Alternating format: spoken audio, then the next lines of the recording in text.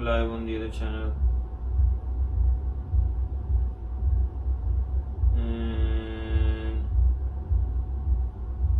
you are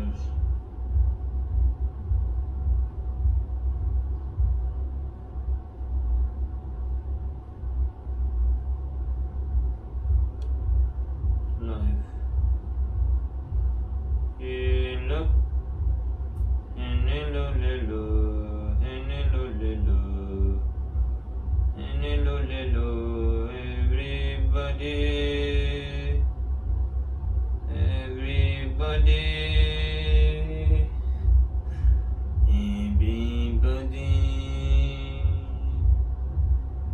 Everybody. And hello, hello, everybody. Hi, hello, Ice Gem. Ice Gem? Welcome, welcome, welcome. How are you doing, Iced Gem? What's up? Well, welcome to my office. Okay. Ice Gem. You good? Yep. Hey, why is DJ? Ice Gem. Yeah.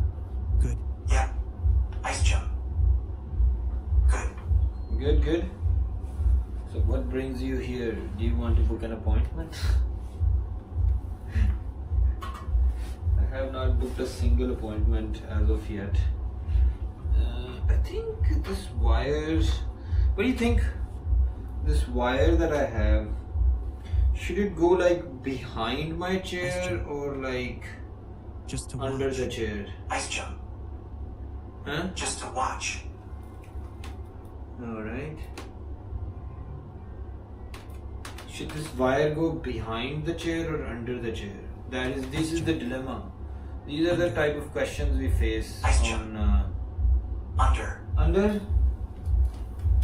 Yeah, I also feel like under, but like I'm kind of like freaking, Like you know, around the desk. what if I move and I Like kind of around the desk. around the desk, or should I go behind the chair? So, like you see the wire, right? Yeah. If it goes like here behind the desk and stuff, I don't know. Yeah, I think it's good enough for now.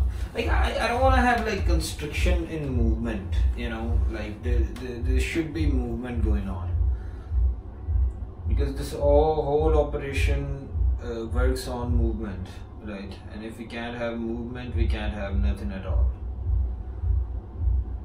Thank you so much for helping me out with this. You like the painting behind?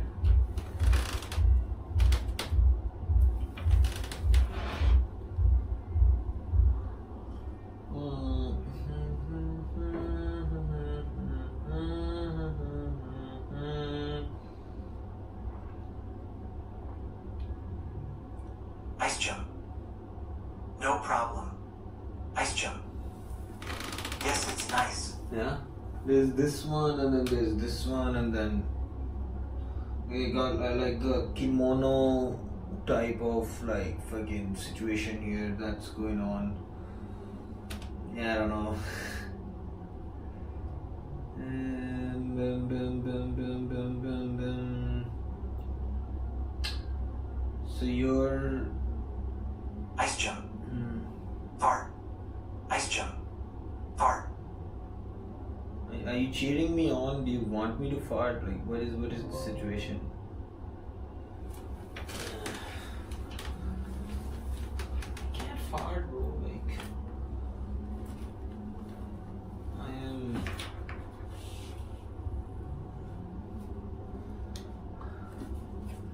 Well, since you're the only one watching, no one will know if I do, Ice right? Gem. Hello. Like, I don't want to create a bad experience for the customers, or who knows? What if my farts, like, you know, what if they make them stay? I mean, it's possible. Farts do have elusive power to enhance the experience of people.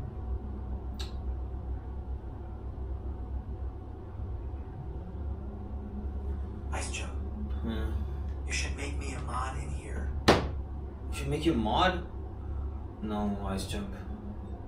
Who are you gonna moderate, yourself?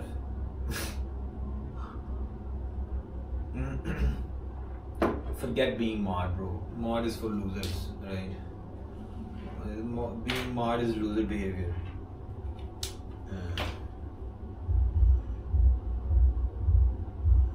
Is this AI or is this real, Mr. Wilson? Question mark. This is real. Yeah, this is real. I mean, like, what do you mean? Is this AI? Always baited. 400 increments. 400 increments. Right. For fun? Listen, man, we don't do anything for fun here, right? All day I work at the office and I drain my soul. I give my soul to the man. Where have I been? I've been here, bro. I've been like streaming 24/7 on the other channel. Mr. Wilson. And now I got a job, so I was like, this would be like an interesting thing to show people, like, yeah. And I'm allowed to stream at the job, so like,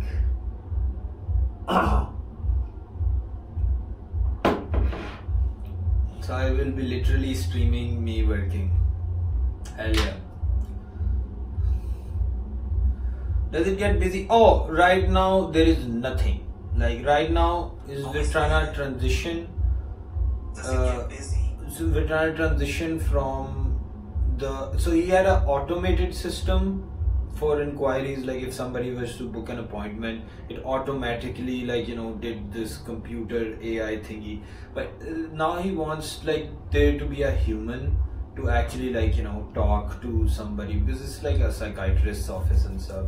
So like, yeah, I want that. So this is where my job comes in. So he's still transitioning from the automatic system to this, which I think he was like, I'll come in like an hour. He's like working on it and shit.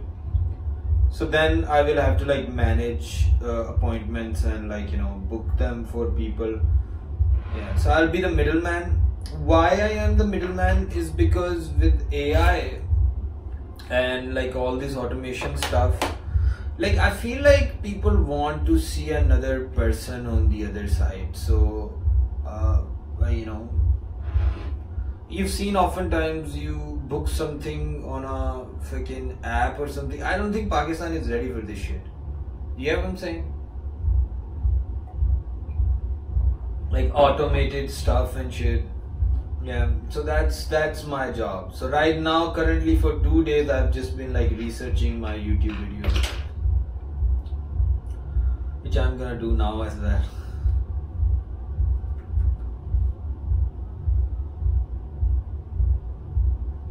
So basically, we've got 2 pieces of information. How many pieces of information we got, Manan? 2 pieces of information. Number 1 is the story of the double eagle coin. Okay, and we've got stages of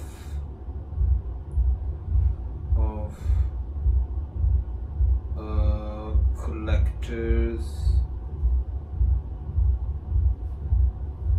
life. Okay, there are 5 stages of a collector's life. Okay, now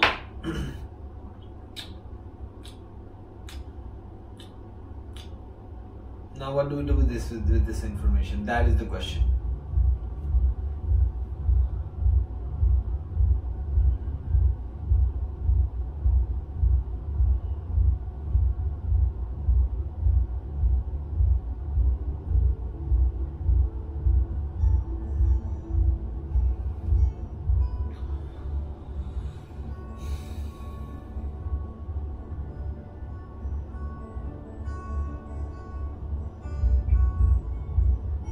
What else do we know?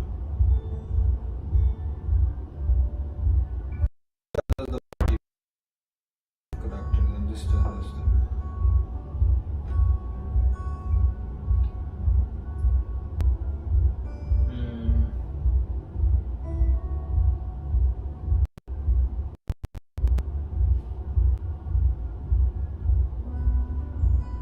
Hello, my student. So we're trying to smash these two things together.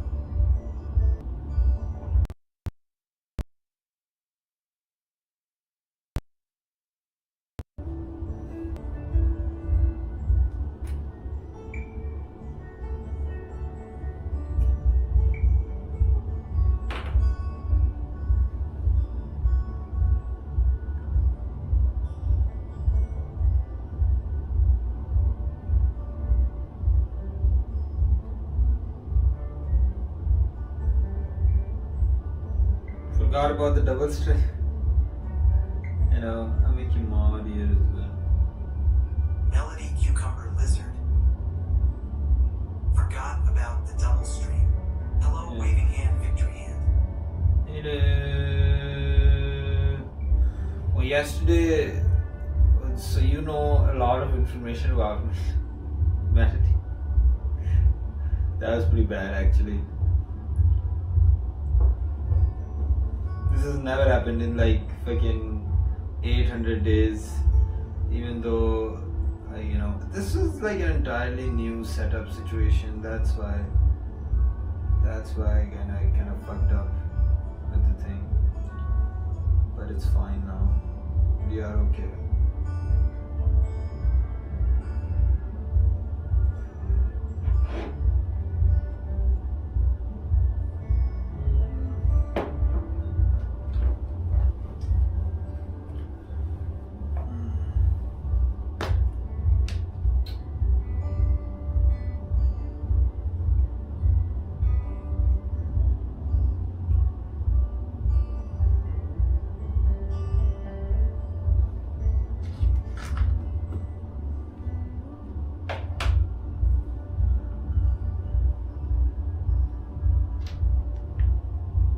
Melody Cucumber Lizard. Oh, are you talking about the login incident? No ways. I think I was the only one there at the time, but I would change it just in case. Oh yeah, we did change it.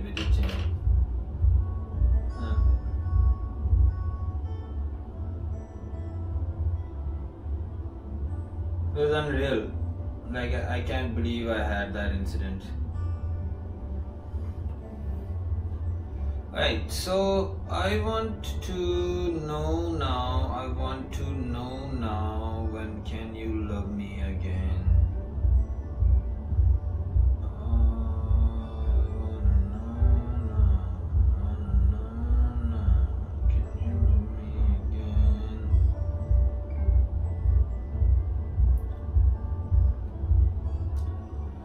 Okay.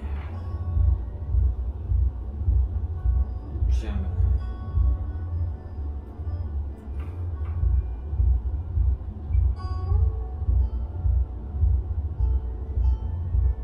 Melody Cucumber Lizard. What's on the agenda? Are you taking calls yet? Or just researching? No, I'm just researching. I've not. Yeah, there isn't any.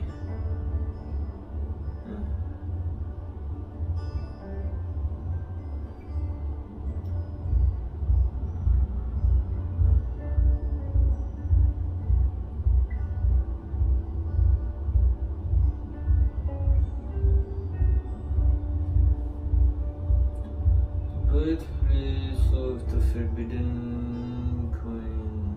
Melody Cucumber Lizard. Seems like a pretty neat gig. Not a lot of pressure I feel would usually come with a job like this.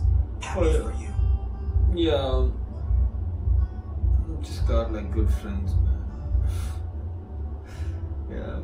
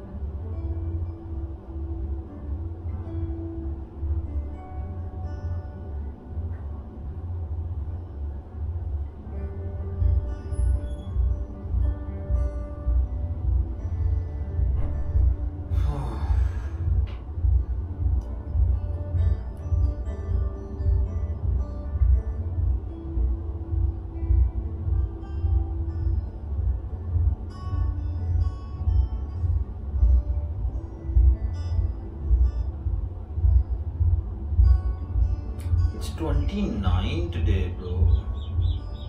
Melody Cucumber Lizard.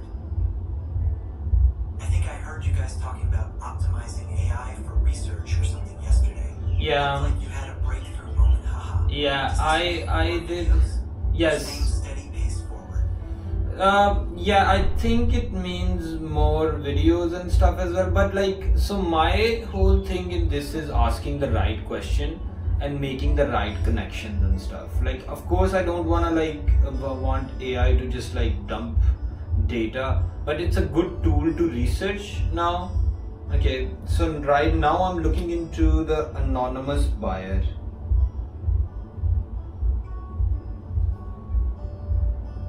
Buyer of the coin.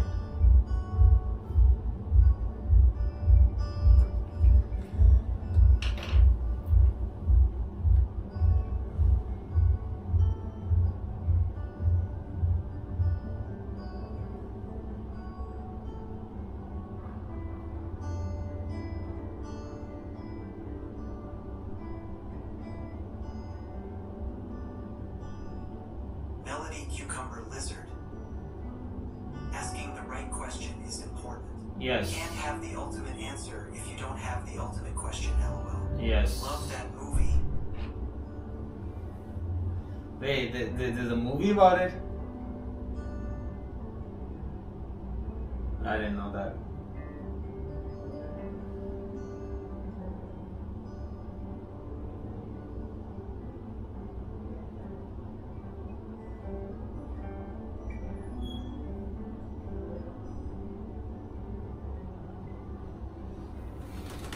So it's researching.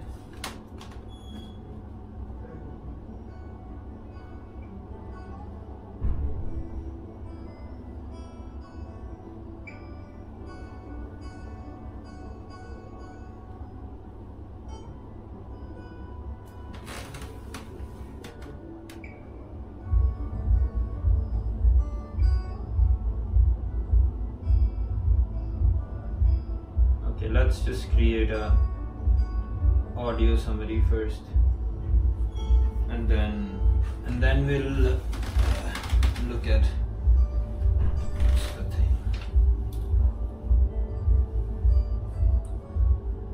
Basically, when you're gonna tell a story, so you map out the Melody Cucumber Lizard. Yeah, it's from a movie called Hitchhiker's Guide to the Galaxy. Oh, Classic surprise. I know, I have seen the number 42, right?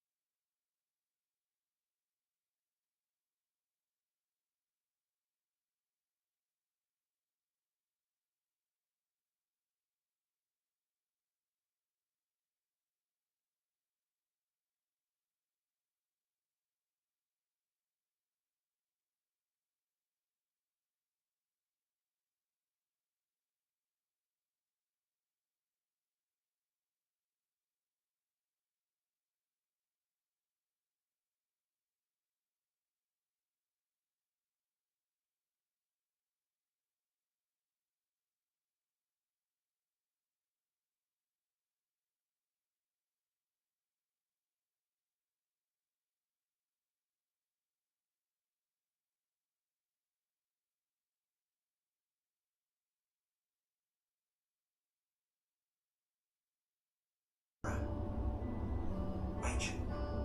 Hello.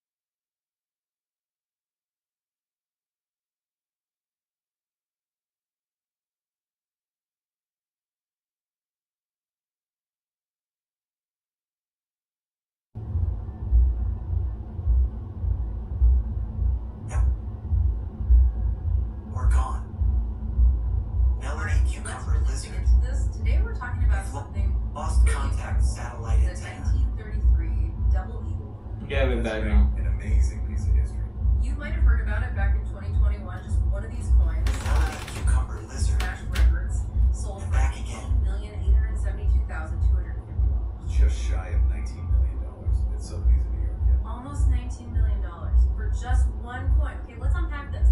What makes a single piece of metal, that valuable? And who pays that kind of money and then just vanishes?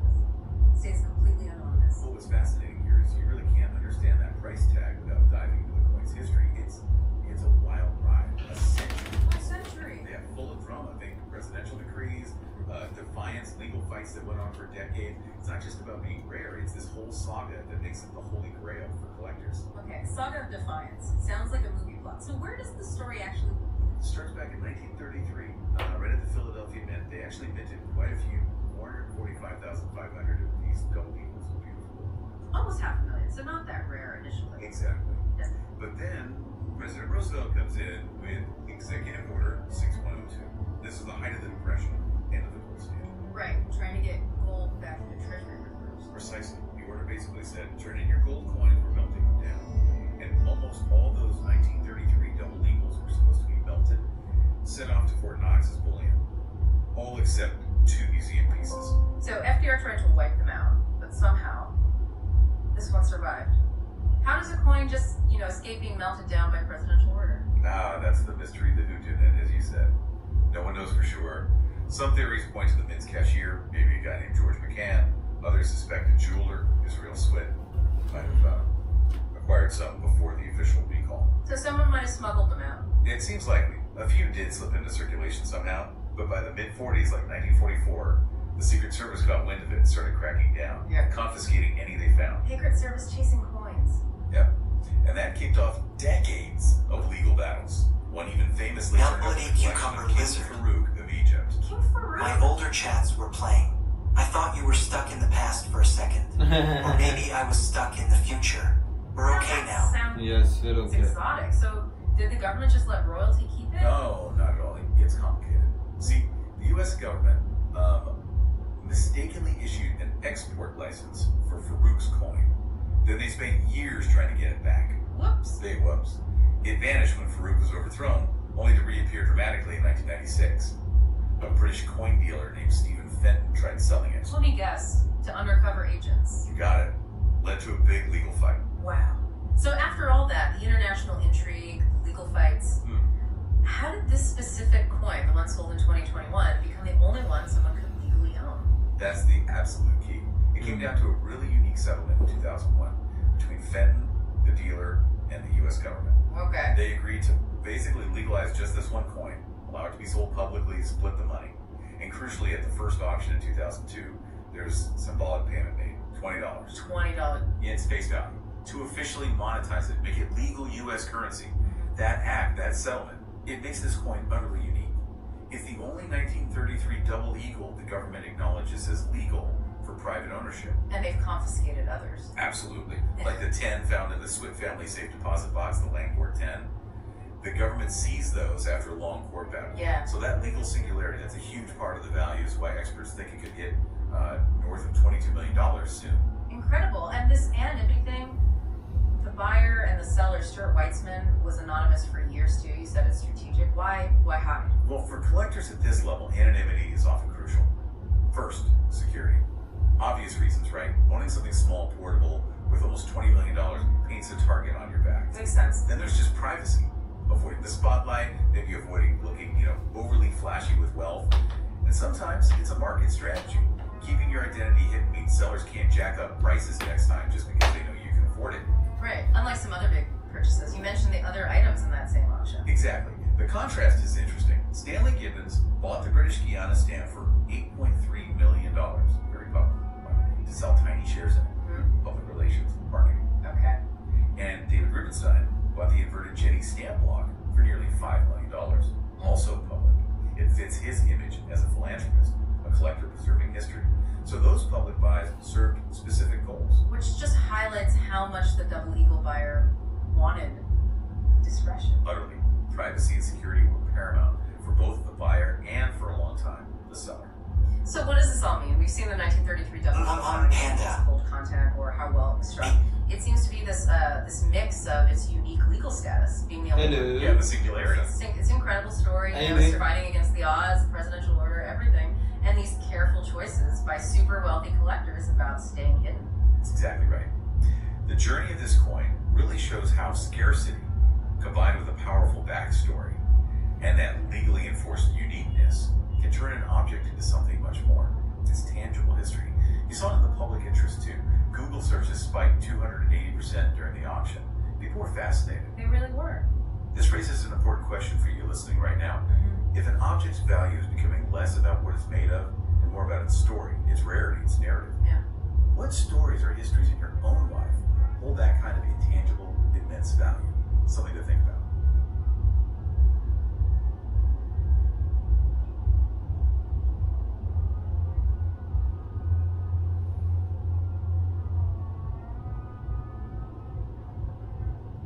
Hmm.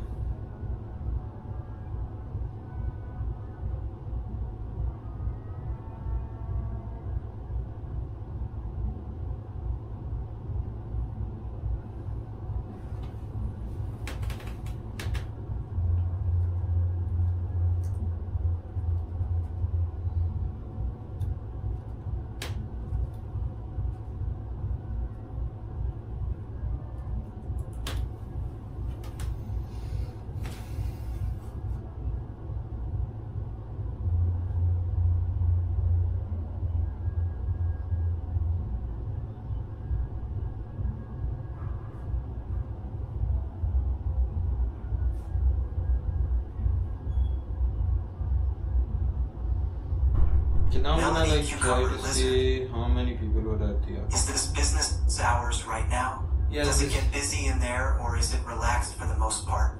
Yeah, I mean right now currently Are it's you just set up in an office or the lobby? I'm in an office. This is my office. Yeah, so these are business hours, but like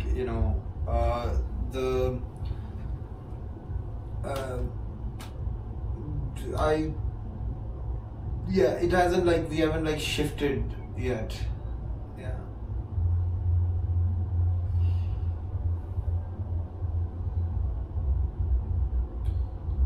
Since I guess there is no specific number available for live attendance and auction. However, the auction was a live event that allowed for bidding by phone and online. General information went on thousands of lines.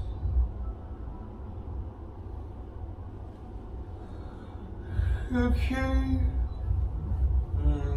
So significant digital audience with over 16 million live stream viewers and 3 million unique visitors to the website during the period. Oh man.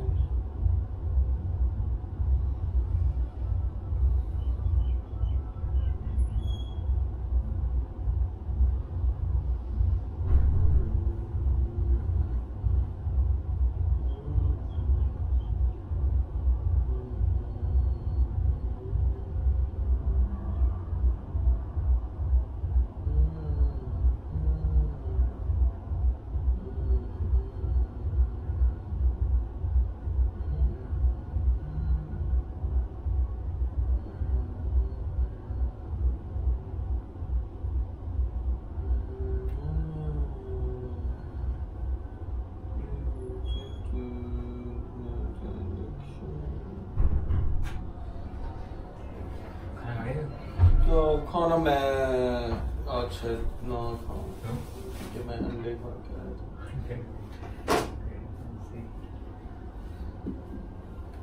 Yeah, there's only like nobody knows. So I was thinking about the anonymous buyer thing, right?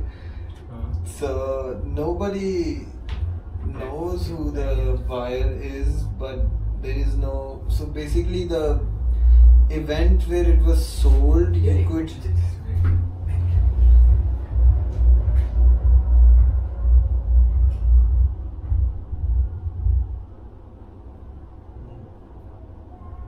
The event. Yeah, auction. yeah, yeah. You could do online bidding as well through phone and online. Yes. कितने साल का वो दिखा था ये? ये 2021 में. So how it could just have been one of those corruption scandals? Corruption scandal. No, I feel like the history of the coin is pretty neat to be labeled as like a corruption thing. Like this coin is very much. This is the only coin that is Melody legal Cucumber to be Lizard. owned. Hello, Mr. Bossman. Like and at that time. Mr. Bossman. Yeah. Okay. So the story is again that they shifted to like before the Great Depression there was like gold standard again. So basically your money equaled the gold again. So after Roosevelt came in, he It like was pegged to gold. yeah, it was pegged to gold. Then Roosevelt changed it to not being pegged to gold. So like we'd have some profit and the economy will start working. He applied a Keynesian model, so you can like have more, print more money, basically. And printing more money was needed as well to solve the Great Depression. With more money than you have gold in your treasury. Yes. So he signed an executive order to abolish all the gold coins, right? And like to destroy them and turn them into gold bars and stuff. But there was like a lag. So he issued an order, but there was a mint factory in Florida that just kept making coins. So they made 445,000 of these coins again, but they were never circulated again. So he did keep 2 coins for museum and stuff, but somebody stole 10 coins from being melted and stuff. And Again, what was its value then? $20.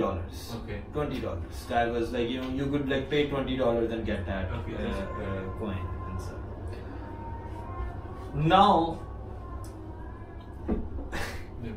Now this has happened again.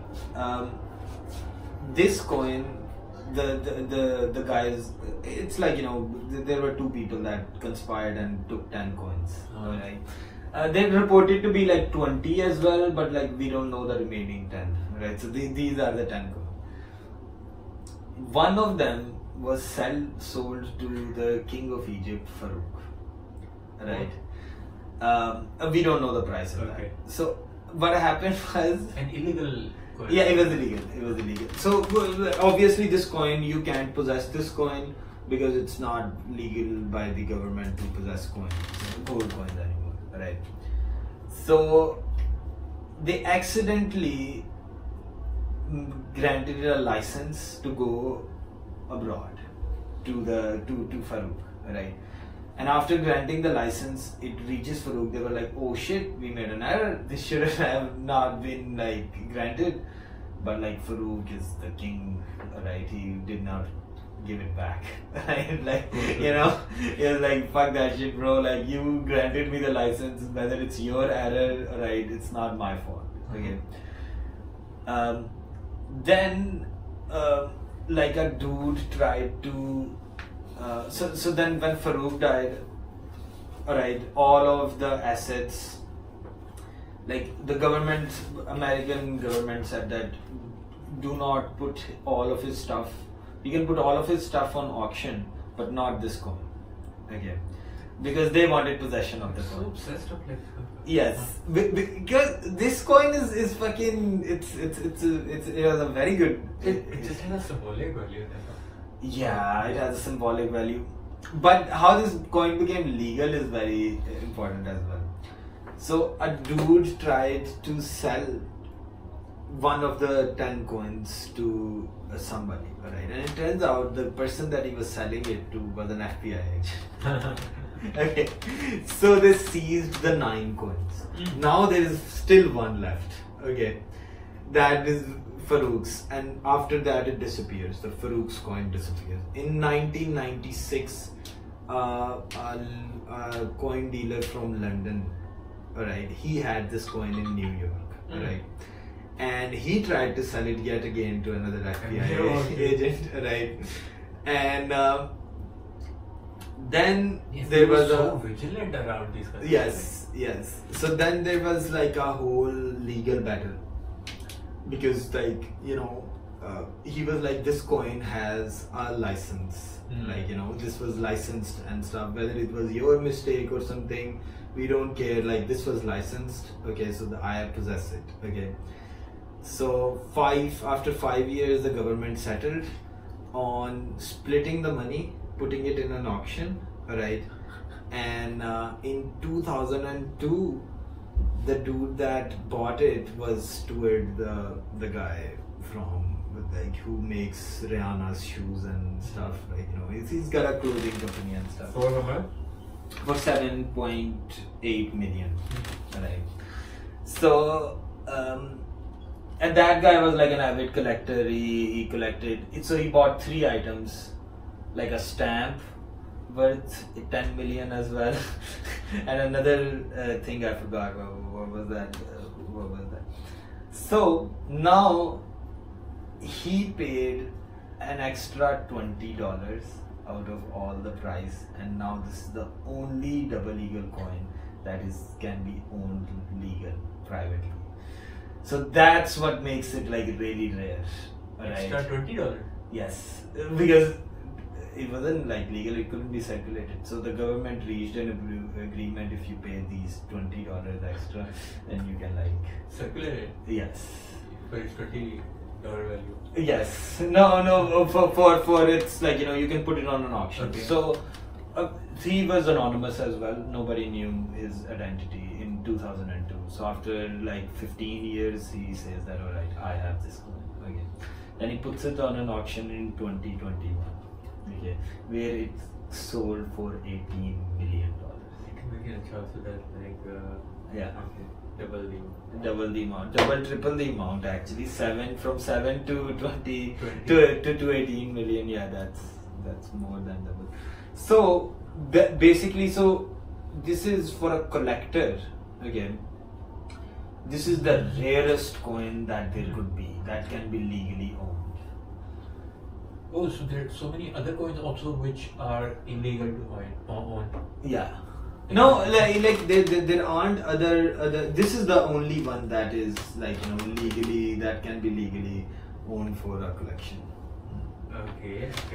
So that's why it like hit. But in the first place, why were there only 9 coins in circulation? In the sense that, so the coin was already in public circulation, right? No, it wasn't. It's This not never there. got circulated. So from this particular minting, like Yeah. but otherwise, No, these minting factory, they minted it, they struck it, but then the order got issued, so they couldn't circulate Ah, it. so- But those 10 coins were stolen by someone. someone Yeah. insider probably. Yeah, some insider. Yes, we know the name and stuff of the people as well No. who did it. But so this makes it the most rarest coin ever. Because because this coin there's only one coin that can be possessed But legally. is it rarer and more expensive than so many of those very old, very historical coins, like from like 1,000 or Yes. 2,000 years ago? Like Yes. I would imagine them to be way more. That is the first thing that came to my mind as well. Like when I was like making a video, so my hypothesis was this coin must be like really fucking old or something. Okay, but even those older coins, the thing about them is they were circulated. Like they were legal to own, right? This was the only coin that wasn't legal to own. No, but with some coins from the past, there must be many of them which we had just 1 or 2 of because they were so rare and like. Maybe they got to museums then. But They got to museums Oh. because those were like those were circulated as well. That's the thing. But this one wasn't circulated. This was the only coin that wasn't circulated and is now legal to own. That's Boy, what a collector. yeah. Okay, so you must have thought about this and read about this. Like we also wonder if many of these guys who buy these coins, they're even collectors. Like I said, what if they are rich people who do understand Yeah. how important of an investment this Uh, can be, and yes. how they can make money out of Yes, it. yes, that is true. So that is the fifth stage of a collector's life. Okay. So there are 5 stages. The first one is just like fascination, where you collect things for memorabilia. Basically, collection is different from just having a thing for memorabilia. So a collection, it precedes like having classification as well. So there is this. So it's called the study of coins. It's called numismatics, right? Okay. So numismatics is like when you've gotta first have a collection, like a classification of coins. So then a collector has like, right, these are the holes that I want to fill, and then I have a whole complete collection. Does it need to be like that by definition? Yes, that is what a collection It's quite is. like a strict like, okay. Yes. Oh, but it does make sense. Yeah. Okay. Because, so for example, if you believe in the Bible, the greatest collector ever was Noah. He collected all the fucking animals and stuff, whereas they were already classified by Adam. Like, Adam named all the animals and stuff. So first you gotta have a classification, and then you make a collection of that. And like, are these collectors trying to be exhaustive in the sense of, okay, they want to be collecting? They want to all have the have rarest. it all? Yes, have it all and stuff. Yeah. So To com- that kind of classification exists like generally, or like they should have their own personal like. That generally exists Goals. in the world. That generally exists. There's a whole study of numismatic. It's just classifying coins of different eras. Okay, so and this stuff. this is how coin collection might be defined. Like, Yeah, coin collection. Other collections as well. They are like, so if you wanna like collect art, right? So for art there should be this. So I feel like it makes sense. Like, even over popular media, when you see these Yeah. nerds collecting, let's say, cards and that Yeah. kind of stuff, so they do know when there's just one item missing in the collection. Yes. That's the kind of thing we Yeah. hear from like those. Yeah, nerds yeah. and all that. there's one item missing from the collection, and that is this coin. Because others have multiple copies to own, right? But this is only one coin. So that's why it's like it's gonna complete someone's collection of Okay, so but how about, let's say, these rich Arabs who are collecting cars and Yeah. have like, let's say, 20 in their garage, Yeah. and but in their head they don't mean to buy every single of the car out there, but there should be a term for them. They're collectors nevertheless, right? Yeah, they are collectors. So these are like serious collectors. These are stage 3 obsessive. Oh, okay. Collectors. So you're talking about a certain stage, like Yeah. when like it has to be an exhaustive. Yeah. So then it's hard to tell the difference. So basically, collecting, there's a difference between collecting and hoarding. Right? Clearly. Okay. So hoarding is like mental. Hoarding is passive. And it's like a mental disorder as well. Like you have like Can a be, shit. yeah. You have shit that you don't really. That's just a clutter. But collection is neat, right? It's like, alright, this comes here, and it's very neatly Oh, packed, okay. and it's very obsessive That behavior. I understand. Like, that's a distinction we also make in psychiatry, like hoarding Yeah. versus collecting. But one Yeah. thing that's new for me is that like I wouldn't have imagined that collectors have an end goal in mind, as in like this Yeah. this certain list when it's like. Yeah, I mean we can't really tell the motivation, because in the 5th stage, so the 4th stage of collection is like the realization. Right, that is when you realize, alright, I have all this stuff now, like Okay. and then I'm sorry. But the 5th stage is where liquidation, where they like Mhm. where they give out their collection Yeah. for its legacy to continue. Somebody else might be collecting and stuff. So that's how it works in the life. Sure.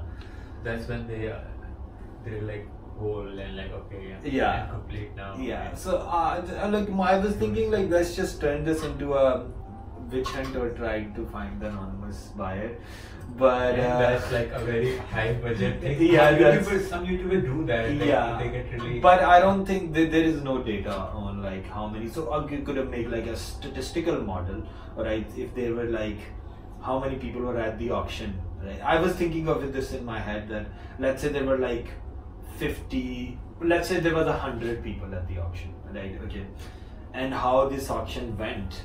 Like, somebody might have bid it 7 million, right? Then how many people bid it across it, right? Then you can like eliminate and go like, all right, who are the rich people that can pay 18 million, right? And then you can like look at the like there are like tens of thousands of them. Yes, so then it's very difficult to pinpoint. So, but I in my head thought like, you gotta be like at least somebody who has $500 million. At least. Yeah. And that just narrows it down. Yeah.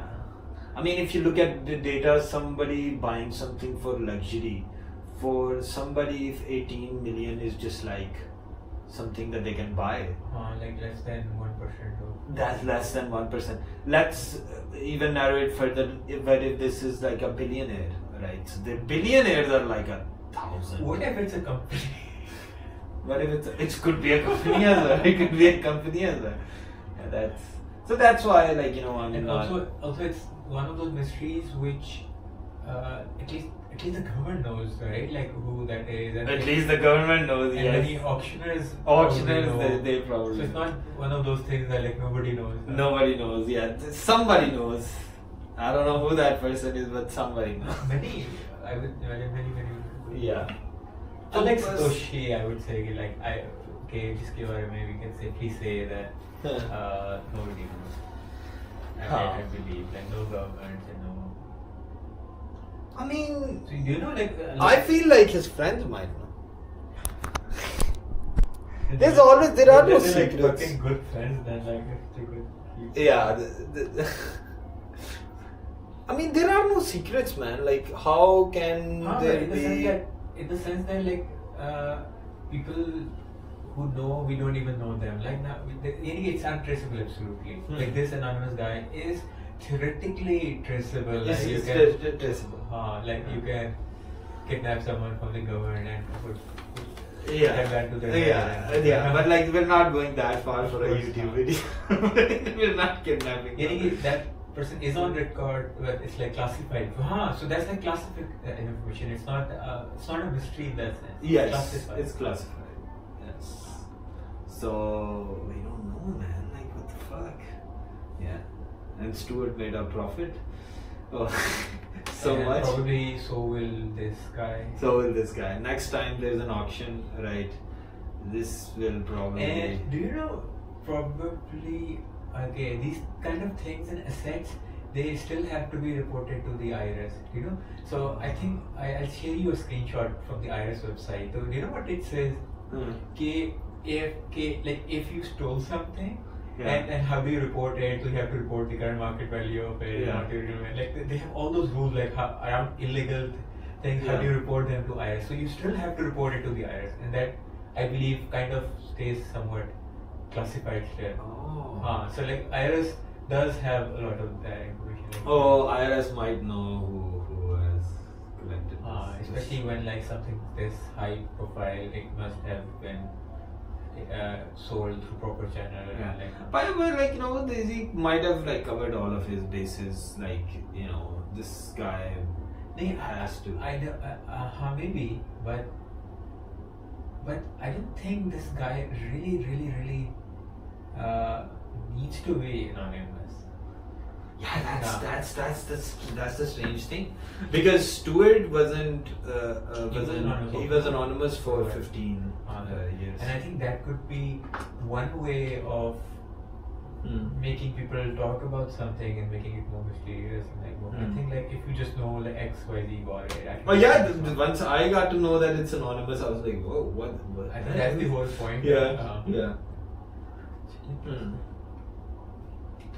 So, but I'm now like stuck. I know the story of the double eagle coin. I know like the stages of collectors and all of that stuff. Okay, and I know like that this anonymous buyer, we cannot figure out who that is, right? With the way that these things are set up. But like, you know, if we are close friends with him, only then. But like, I don't know. I don't know like how to structure this video. Like, you know, like I get like very obsessed about like, alright, okay, now if I go with if I'm starting with the story, alright, how am I making the intro, okay, and how can I like seamlessly transition into like talking about the stages of collecting, and then seemingly Isn't that easy? that is very difficult for me. Like how I would have done it. So like with one of your videos, like you had this checklist, right? Like, okay, this is Yeah, the yeah. thing we will go. Okay. So, but I think what you're trying to do is to give people an idea how you organically uncover all of these questions, right? Yes. So, But that is a framework for me, and that is what's sort of like making it difficult as well. no, but can you not just do it in the exact order in which you actually discovered and question these things? Because that will be number one, Mhm. more authentic and also solves the whole problem. Hmm. So you talked about something, and that's where you come up with this. Because I new begin with stages of a collector's life. Like I begin with like looking why do people collect things in the That first is place. where you began with your more formal research. Now, but Yeah. before that, you might have come across the double eagle coin for the first time, and then Yeah, for the first time it was just like me looking at what is the most expensive coin. Like, you know, I just searched it. And initial hypothesis for that was the same as you, like this might be like very old or something. And before even looking it up, like what is the largest coin, I was like, it must be very old, okay, and it must be like, you know, made of a material that is like, you know, could be like diamonds or something, like, you know, diamonds embedded in a coin or something, first of its kind, and that would make it like kind of very expensive. So that were my two guesses. so like, okay, so here's like a crude framework. You start the video, you talk about this coin, you introduce it as the most expensive coin in the Yeah. world, and this is what you discovered about it, and you share like why is it so expensive, like all of that history and all. But then you actually share its actual value, and then you share it like, although you did understand it was the most expensive coin and it did make sense, Yeah. but like 18 million? Yeah. That made Yeah. no sense. Like, and Yeah. why would an individual buy for that? Like, it's not even in like routine circulation. Like, Yeah. in that sense, it could have been a business where a lot of things Yeah. that again yet didn't make sense. Like, Yeah. okay, it made sense the most expensive, and like, Yeah. but why $18 million? And then when Yeah. I went into this whole rabbit hole, like, why would people even pay for that? Like, is it a Yeah. thing? Like, and Is it a thing? Oh, and then I get, oh, thank you so much. Yes, yes. Yeah, and then That's also the very order in which this happened. Like before you went Yeah. into this whole question about collecting, you already had all this information about why it's generally It's generally- an important coin. yeah. And then I get good. Why would somebody even buy it, and why would they want to be anonymous and stuff? And yeah, okay. Exactly. And I think one good thing to do with a lot of these numbers is that you put these in perspective, because like 18, like that's a human weakness, right? Like we can Yeah. understand like what 18 million is and why it's such a Yeah. big deal. Like, Yeah. so here you figure out a way, like, what 80 million really is, what is all that you can buy with an 80 million. So, Yeah. like, okay, this whole mention versus like this coin, like Oh yeah, that is very like, you know, what can 18 million buy? because like you have to build that you have to surprise the audience twice now. Like first, Yeah. like with the basic information, it's like expensive coin and all of that. Then like, again, like it's not just expensive, it's like this expensive. It's And like also this surprise. expensive. That is, what can 18 million buy? Like that could be like a, that could make more intrigue as to like what, but then why, like 18 million can buy all of these condos and all of that stuff. Okay, so then, but this coin, But I have a question as a viewer. Like Yeah. I would be confused about one thing. Like yeah, so if you told me this coin costs $18 million, personally wouldn't have been so surprised. Why? And that needs to be fixed. Yeah. Why? Because I keep hearing like every couple of months about X painting or Y painting having Yeah. been sold for like this Yeah. amount of money. So I'm kind of used to the idea like collectors buy things for like really like millions of dollars. So this sounds like just one of those things. So, and I would imagine like people generally also are used to this idea like a certain painting sold for $10 million Yeah. and it like Yeah. less than boring Yeah. painting. So I think that would need to be answered. Like, why is this a big deal? Like, when we do keep hearing like people buy things. Yeah. So I think that is an art piece versus this being just a coin. It's not an art piece. But that's not how I would see it. I would see like a coin naturally way more expensive than an art piece, because an art piece we can make one more of an art piece like if the artist is alive, Yeah. right? And but a coin is like legit. So I believe like a lot of people would not be too surprised. Okay, $80 million coin, like collectors do pay a lot of that. So, and you have to build your point. Like, why were you still surprised? You in the first place get this expensive. Oh yeah, that is. Me personally, I was surprised because my thing was that it's just a coin. Like, why is it worth this much? So that Do you, just quickly Google up, or I can go. The world's most expensive stamp. Alright, words.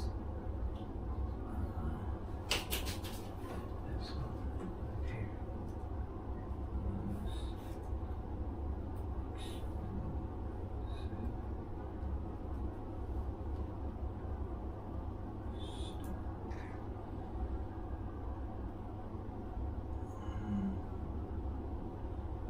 Yeah, it's 9 million. Yeah. I don't think so. Yeah, that's what it's saying. The most expensive stamp is British Guiana something stamp. 1C mag. Something. Yes, I know. Yeah, it's 9 million. So see, it's a similar territory. I think like it's like. This broke all the records for collectibles. For collectibles. Yeah, this is the most expensive collectible. Okay, so there's another way to do this. So I'll just demonstrate with an example and give you some legit information about something. Okay, so Burj Al Khalifa, world's largest building. Yeah. Do you know how much money it took to build it? I don't know. So it took somewhere along like there are various like ways of stating that it's like between $1 to $2 billion. Okay. World's largest building. Okay. And it's not the world's most expensive building. In Yeah. a way. There's a whole long list of buildings which are more expensive than Burj Al Khalifa. And that's like a certain list, and I'll just tell you about the second most expensive building. That's like that costed like $20 billion. And it's like not even that tall, it's like 50-60 stories, and like compared to Burj Al Khalifa it's like 10 times more expensive. And you know what's the most expensive building in the world? What? That's Masjid Al Haram. It's like this mosque in Makkah that costed somewhere like $120 billion. What the fuck? Like, and you see this gap between the second most expensive and first most expensive. That's like crazy amount of money. And okay, so what I've tried to demonstrate also on the side is, apart from like this stating this fact, is okay.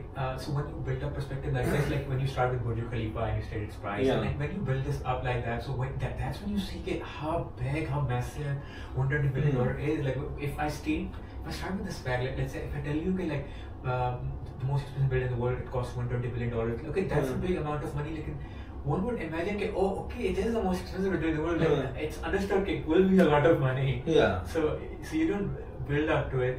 So yeah. So So like let's say I tell you what's the most expensive postage stamp in the world, it's like $9 million, and when we're building up that tension, like these numbers are already surprising, like $5 million for like a thing, and now 8 million, it's already a big deal, and that's when you bring in like the coin being $18 million, and how it's like so much more of a big deal than these things. Yeah. Because I wouldn't have understood like why $18 million coin is a big deal because of lack of that general knowledge about how these things cost. I wouldn't have thought that these things do cost. So this is new information for me. Okay? This is the most expensive collectible. I would have thought that there must be like millions, like tens of millions of dollars. That's what my general knowledge, general intuition was. So I think. Oh yeah, you could go with like the second most thing or like the third most thing and. Like, this is a common technique they do use in like so many of these. Oh my god, man, you are fucking helping out with this. Like real shit.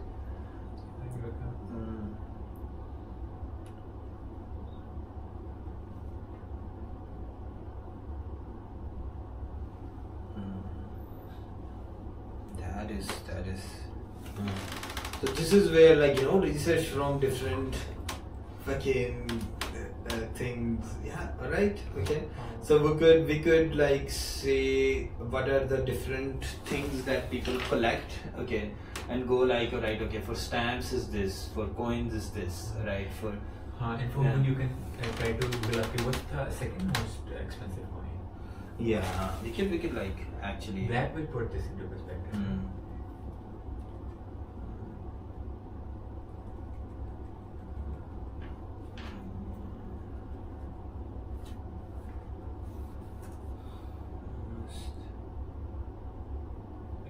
Even popularly known enough. It must be ranking. Yeah. Oh, there is a whole world of this shit. Yeah. The second most is the hair flow dollar. The flowing hair dollar, that is 12 million. Right. And then there is 9 million. For the third one, that is. And then half eagle is 8 million. Man, all of these costs fucking. See, that's the catch now. Like now, all of a sudden, this one coin doesn't stand out as much in this whole long list. I have this habit of like just thinking of a title first. Okay. So the title, what I was thinking is why is this coin worth 18 million, and then explaining. Keep coming back to this question. Oh, okay, makes sense. So in that case, okay, in that sense, it won't be a big reveal in the video, right? Yeah. Makes sense.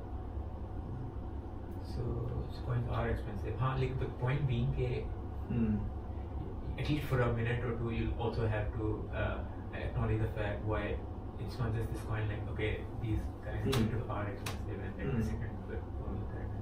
But what's so special about these? Just that's. What if you research these coins and you figure out that there was something like really much more special about these, like they were like very ancient or something, and this was not even that, and it's still so expensive, and that's what is the big surprise there. Yeah. So these other expensive coins, what are like these? What makes them special? What is so special for the flowing hair coin thingy? That was the first dollar issued by the. It was the first dollar coin issued by the United States government.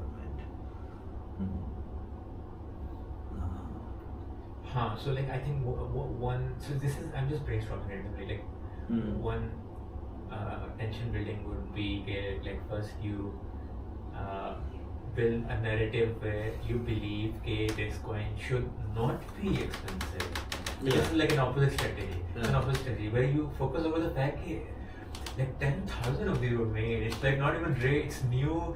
And you build this contrast with so many of these expensive coins, like okay, there's this whole legacy and those coins have been written about, and there were so many of these, and like you build that tension and there's like, oh okay, why then, like it's not even old, and then you bring this up and that's a surprise.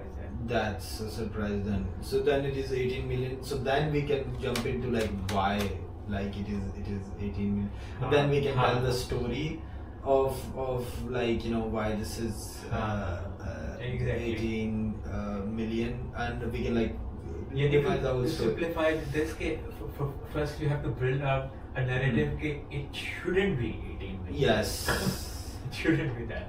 Yeah. And whatever arguments you can invent for Yeah. that. So it shouldn't be 18 million because the second biggest coin has a historical significance of being the first, like, you know, dollar ever, right? Or the third one has this significance, right? So that these all make sense. But what is $1 ever is like a very, very big deal. Like, yeah, it's a very big deal. Oh my god. Very big deal. Like, imagine, like, Yeah. like if I were to buy like this coin or like the first $1, I would hands down buy the first. By the first dollar. Yeah. So Oh my god, man! You should be a YouTuber. I'm a teacher. Like, these are the kinds of skills I use in teaching. I'm known to be a good teacher. So, but also to build up an idea, you can talk about stamps. Okay, this is the most expensive stamp. Like, let's say if you research the most expensive stamp, right? Yeah. And you discover, okay, again with that stamp, there is a very good reason for it to be expensive. Let's say Yeah. that again is a very old stamp Yeah. or something. Yeah. So you're building a whole narrative that's what Yeah. adds value to these. And Yeah. this was like just like 80 years ago or but, something. but then, like, the special thing about this we can describe is that, you know, it is more so the only legal coin and the most rarest one, and that would suffice the whole information. Oh, very good, very good. And then how to tie the stages of collectors thing in this, or because these are things I've researched. So now my brain is working like these are things that I know. How can I put them in the video? Which is Okay. bad. Let's figure something out.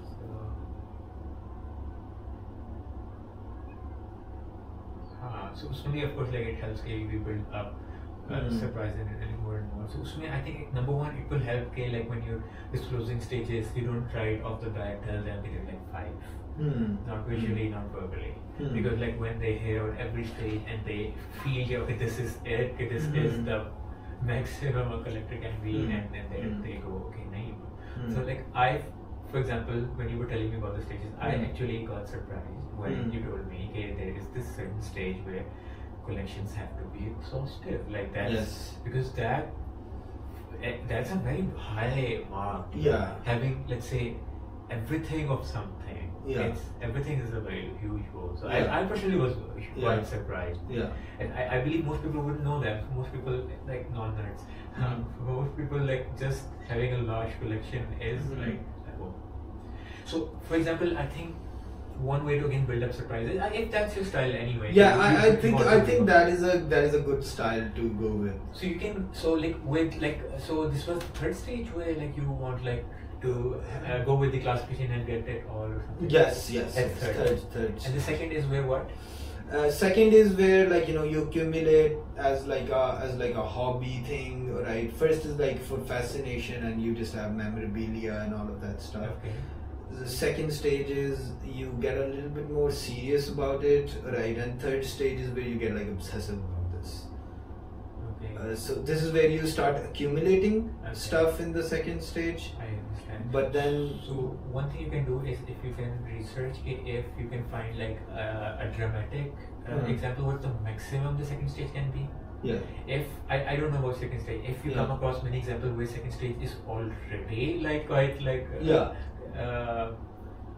like big, like let's say if for example like having hundreds of something already classified as a second stage, yeah. so that is where I'll be quite surprised. Okay, Mhm. that sounds pretty big already to me. Like okay, there Yeah. is this third stage which is more than Yeah. that. So many of those ways. But like, so the main thing is, so you describe the history and told like why this coin is so important and why is it, like, you know, that could be just like one video, right? That answers the video of the question of the video as well. So You can split this up. yeah, so you can split this up, but like what I would want to do is, Central theme, consolidated. yeah, so I feel like I can just tell the story of the coin and have it be Okay. a video as well. Earlier on, of course it helps you if you have more videos Yeah. than fewer, because that's how the algorithm works, right? Yeah, no, but then after this story, I will stop the code research thing. Oh, so And I will now work on the next topic. the collector. After collector thing, Oh, acha, so you want to close the chapter? I will That's how close you the want to chapter do it. here. So that's why I'm like, I know all of this information. How do I tie it up into this? Yeah. So then there will be a next question, which just originates from me just talking to Lily, or like talking to you, or like talking to somebody, like that just originates. But of course, like it has to be organic. Like Yeah. You certainly develop this organic, intense. Yeah, listening to it's intense. Like with the hats video was like, it was naturally just how it happened. Like we were like thinking about like, people like there are less hats out there. Like what's the freaking issue with that? Like, but I think for this, I think this is where we should close the chapter. That would be like a 7-8 minute video, and I think that's good enough for this one. Because incremental changes every single time, right? This time the incremental change in script is the build up thing, which I have learned from you. So with the hats, you actually did exactly this. Now you tried to demonstrate but just as an example of usme this is my feedback, not like as a narrative, as a viewer, because as someone who watches the video. Yeah. And are you okay with this? Oh no, I'm okay. I'm okay with it. So I've worked on myself enough to be okay with it. Yeah. It is hard, it's very hard, especially if you put all of your effort. Yeah. So so again, I was not getting surprised in the sense that I didn't see why that's not normal. Why is that not understood? Because people just don't wear it. Why is Yeah. So let me give an example of hypothetically how that tension could have been. So you build tension through contrasts. Yeah. So I would demonstrate with a lot of fashion choices, let's say beard and shaving. Yeah. I could have demonstrated that they're cyclical. And you did mention this fact about fashion in the sense. So they're cyclical, as in people have beard and it goes away, and beard goes away with all of major fashion choices, not the subtle ones. Yeah. All major big clear-cut fashion choices, it's a cycle. That's how it is. As well. And why is hats an exception? That it's not it just disappears. That's not how it happens generally. Things keep cycling back, reverting back, and it didn't. This is an example. Then I see, this isn't supposed to happen. Hats are supposed to disappear. Because I, as a noob, would have thought, okay, that's how fashion works. Things disappear. They're of course, but that's not how fashion works. Fashion cycles, but a common person thinks it's more linear. Things just disappear. So they don't see a big deal why hats disappearing is a big deal. Because growing up, they have seen so many things disappear like that. So just an example of what I mean by tension and contrast. Yeah. So this is why I have not. This is why I'm open to the criticism thing as well. Why? Because if you look at the last video, this was an improvement on the last video. Okay. So this will be an improvement on the last video, but it's not the final type of video that I would want to make.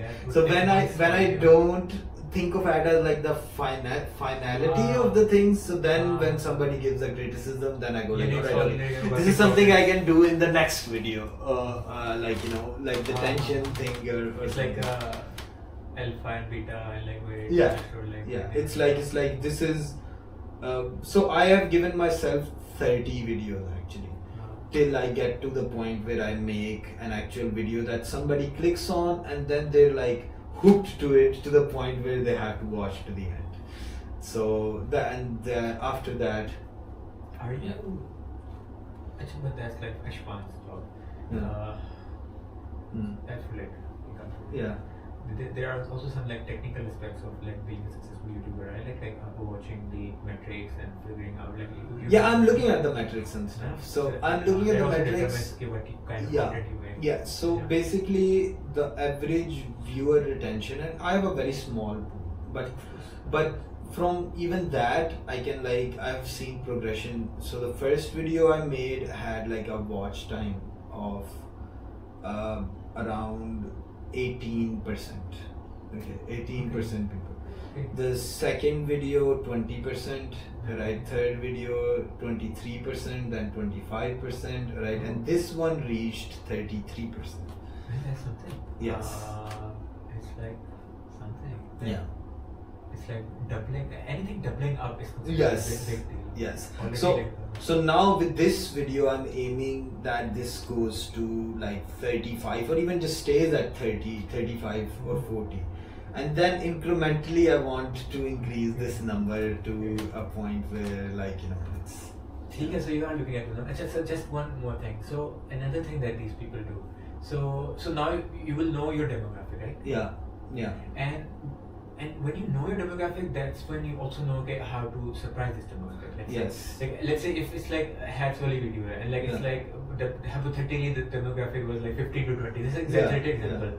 So that is when you would know for sure that they exactly what I was saying. Growing up, they would have thought that fashion change hota hai. Like someone in the like 60s wale jo hai, unke liye this would have been older age ke liye. So similarly, na ki you estimate ki what surprises them, like what kind of language. What kind of language?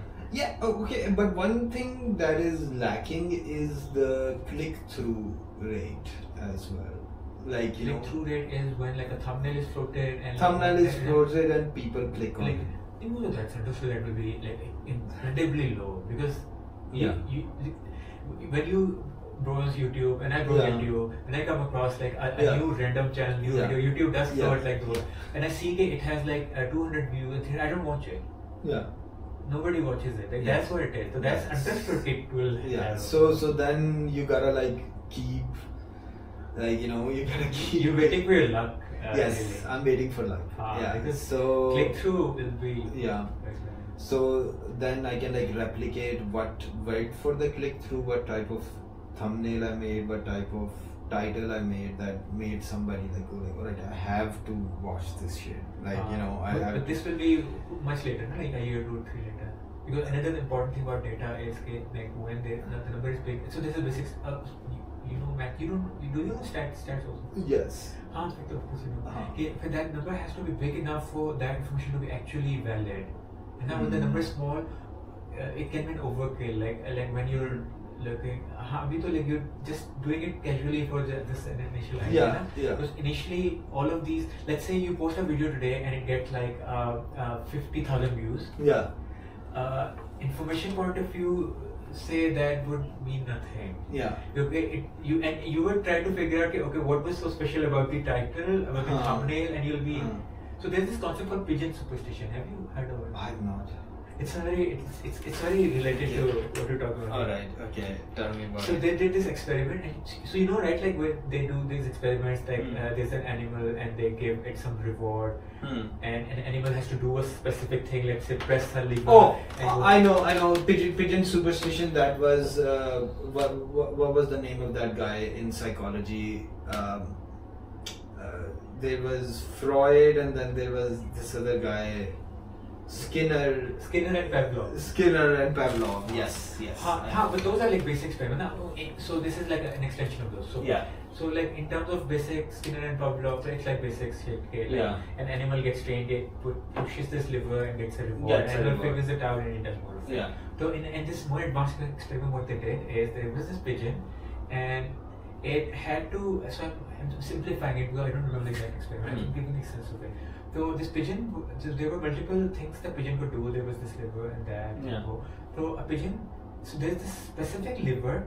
If the pigeon pushes that, the pigeon does get food, which is how these experiments usually are. But now there's like a 30-second or a 1-minute gap between like when they push this lever and when they get the food. So there's 1 minute gap. So, but for this 1 minute, the pigeon doesn't just keep waiting. We cannot figure out like Yeah. this is how it's going on. The pattern. So in that 1 minute, the pigeon will probably be doing so many other things, like say hitting this liver and like Oh. flapping its bird. I think I know what you're talking And about. what they figure out is that like when that reward came, the pigeon would really focus on what is it that it was exactly doing. Exactly before that. doing, yes. And sometimes it was just flapping its wing exactly before that, and it Yeah. would just madly start flapping its wing. But it was just like a timer where when it was gonna be activated. Yes. So that's the exact kind of trap we're avoiding. Like say if one of these days one video just goes viral, Yeah. so we would be tempted to figure out okay, what was the the thumbnail and all that, and that won't work. That's not how stats work. But this is an outlier. So this is an outlier. Oh, when things go rolling, here these numbers get very relevant. Oh man, that makes sense. That makes sense. So nothing means anything, not these numbers. You just need some basic, just casually use it for now. Like, okay, what's my audience? And, Yes. And for ego boost, you get like, okay, this is click through rate. Man, you could like really become a very good YouTuber. Like real shit. Like Maybe. yeah. Like a TikTok. Yeah. No, no. Out of your inspiration. Right? Out of your inspiration, like you inspired me to be like Yeah. okay when I will be one. Yeah. Okay, that's actually pretty. So this is a fucking learning experience for me. Honestly, I didn't think of because man, I've not focused on making. So when I started the YouTube thing, I just employed like algorithmic tricks and stuff to get this much. That's good. Yeah. Like So I made a video on I got a video with like 2 million views or something. Okay. Yes. You got there. Yes. Well, the first channel that I had. That was before the stream. Yes. Before the stream. Yeah. Wow. Yeah. So that's how I reached like so many subscribers and stuff. Yeah. So basically, I just cashed in on it. So I had this thing where, you know how reaction videos work, like people they react. And So back in the days, if somebody has uploaded a video and you know that this is going to get a shit ton of views, what you do is you just react to it and upload it after an hour of that person recording, uploading the video. So then, when people are searching for their video, right, below that, your reaction is the first one, right? Okay. So then, that gives it a lot of. That's wonderful. And Yeah, is but that- but it has changed now. The search feed is no longer the same anymore. They keep doing that. Yeah. YouTube with every year too, it just keeps modifying because people keep exploiting or hacking into the Yes, system, yes, and they keep on yes. patching. So it. I mostly did like these things where I made like PewDiePie uploaded this video. I will just like I understand that was like react whole to market. this. Yes, this- yes. So that's how I got it. But then after that, I started.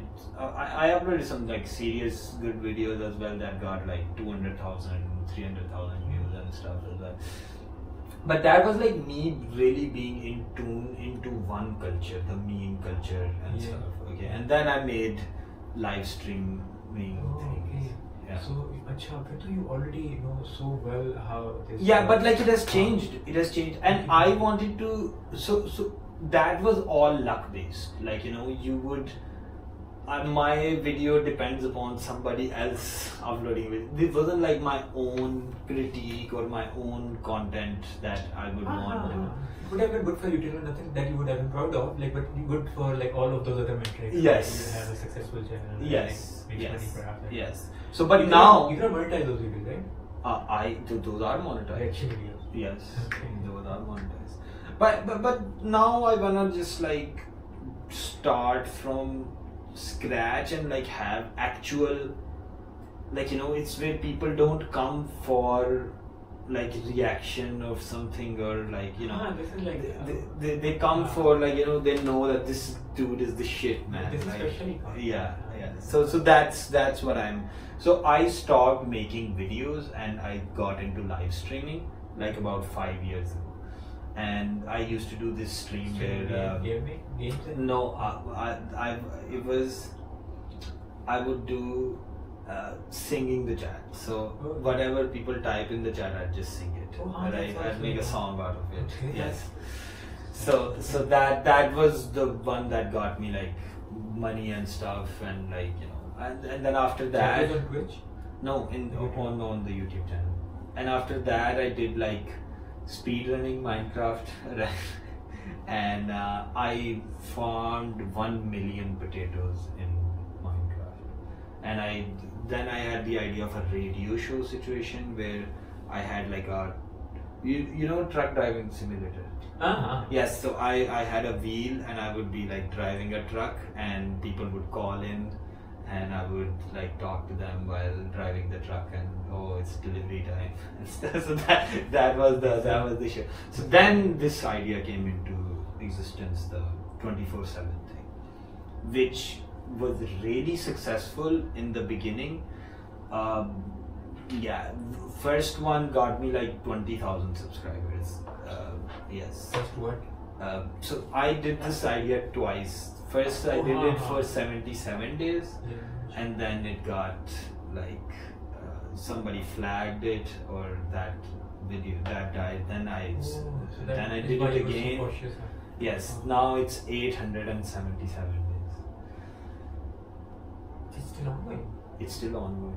But I just changed the idea to a Windows. Actually, it's just the idea that changed, okay, but Yeah. in the technical sense, it's not. In the technical sense. Oh, okay, it's like that. Yeah. In a technical sense, but this is something that I can like hold as like my thing. Symbol. Yes, as my thing. So, Signature. like I would love to see somebody do a deep dive on something like coins or something, and then being able to look at, this guy's live as well, and then I can like go talk to him like that. That is my. That makes sense. Yeah. That's also something that people are doing quite a lot now. That like they have these 2 to 3 channels, Yeah. and all of those channels capture different markets in different ways. Yeah. And then they try to consolidate those audiences. Yeah. So like there's this long form channel, and then There's this live stream focus channel group. now. Yeah. Uh-huh. So on my older channel, I am streaming my job. Like so that is the whole stream of that. Like streaming That's my what you job. mean by old channel. That like the live stream. The live stream. Mr. Wilson live. Yes. So now I am live still on the Mr. Wilson is always live channel. Yes. So always is like is always And the other one is live. I didn't pick this up. So you renamed the other one to always live. The other one is Mr. Wilson is live, and this one is Mr. Wilson is always live, and this is the channel that I'm gonna build up through videos and The always live one. yes.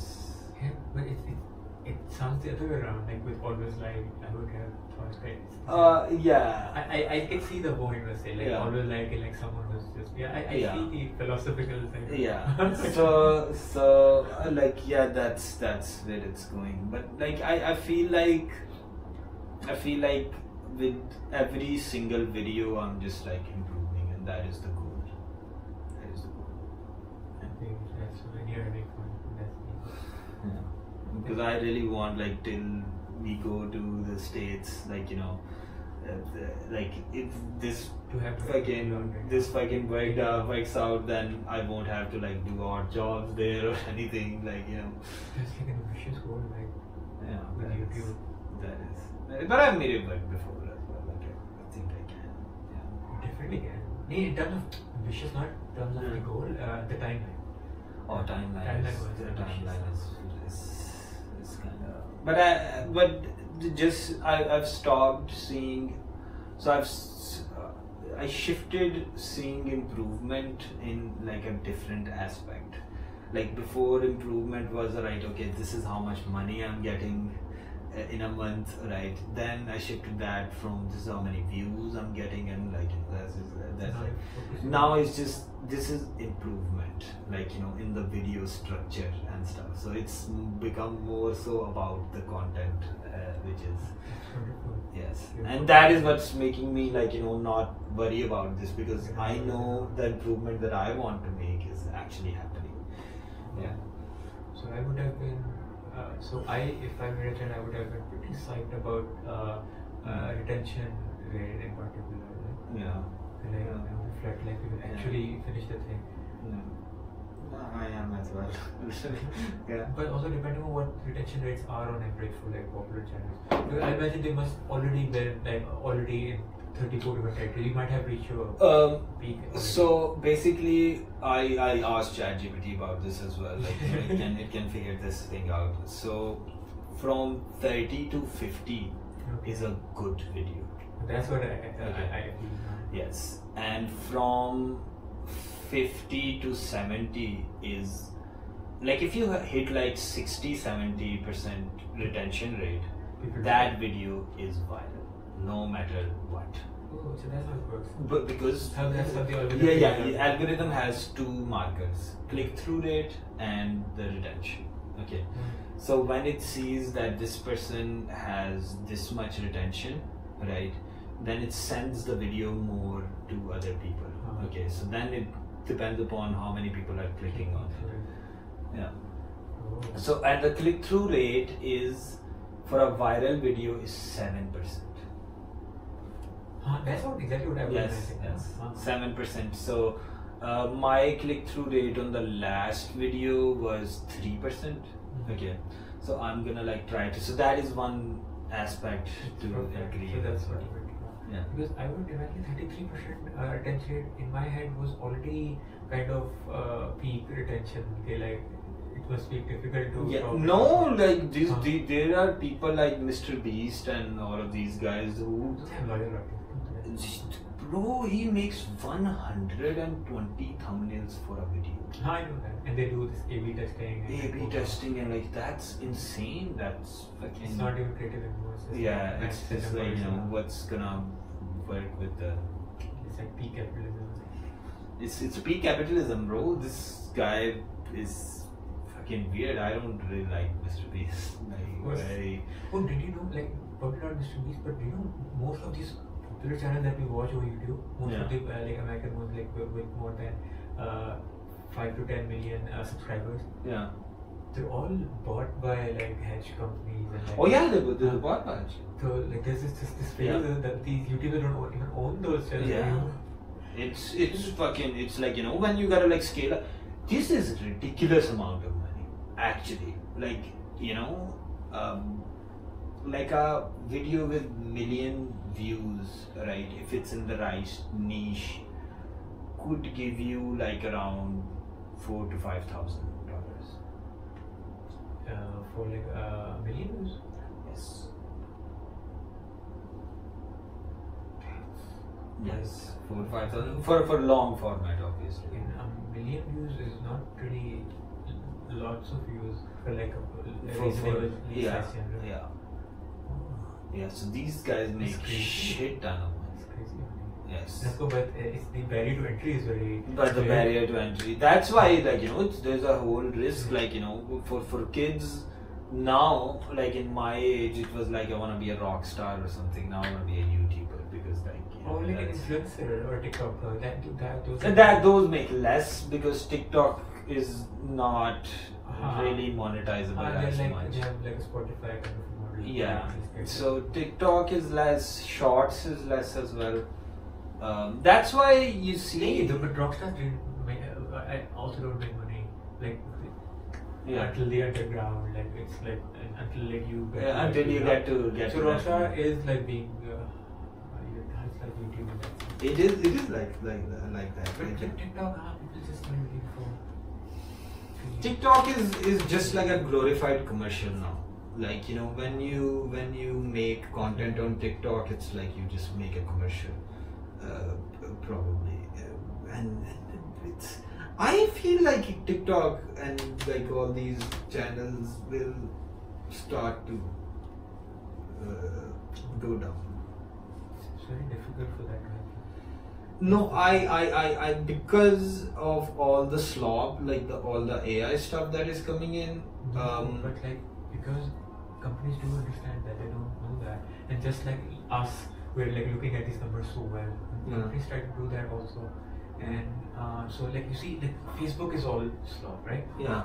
It is. Yeah. And Facebook is not like a drug company, right?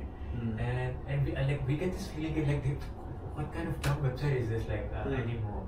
They're not dumb. What they figured out is like these like more mature audiences where there was this like host. They figured out that they're already gone, and they figured out okay these audiences don't care. Like it's not slop for them, and this works, and you can still push through so many ads through this thing, and that's what they want. They're not what they respect at all. So as long as there are people who can watch that stuff. Is there anything left? Well, I feel like let's heat this up. Let's heat this up. And heat this up. Also working on Wait. Oh my god, wait. This was all on. You heard all of the information. Arpita Tashnable. Good.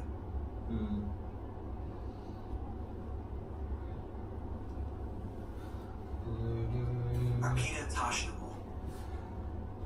WBU. I am good.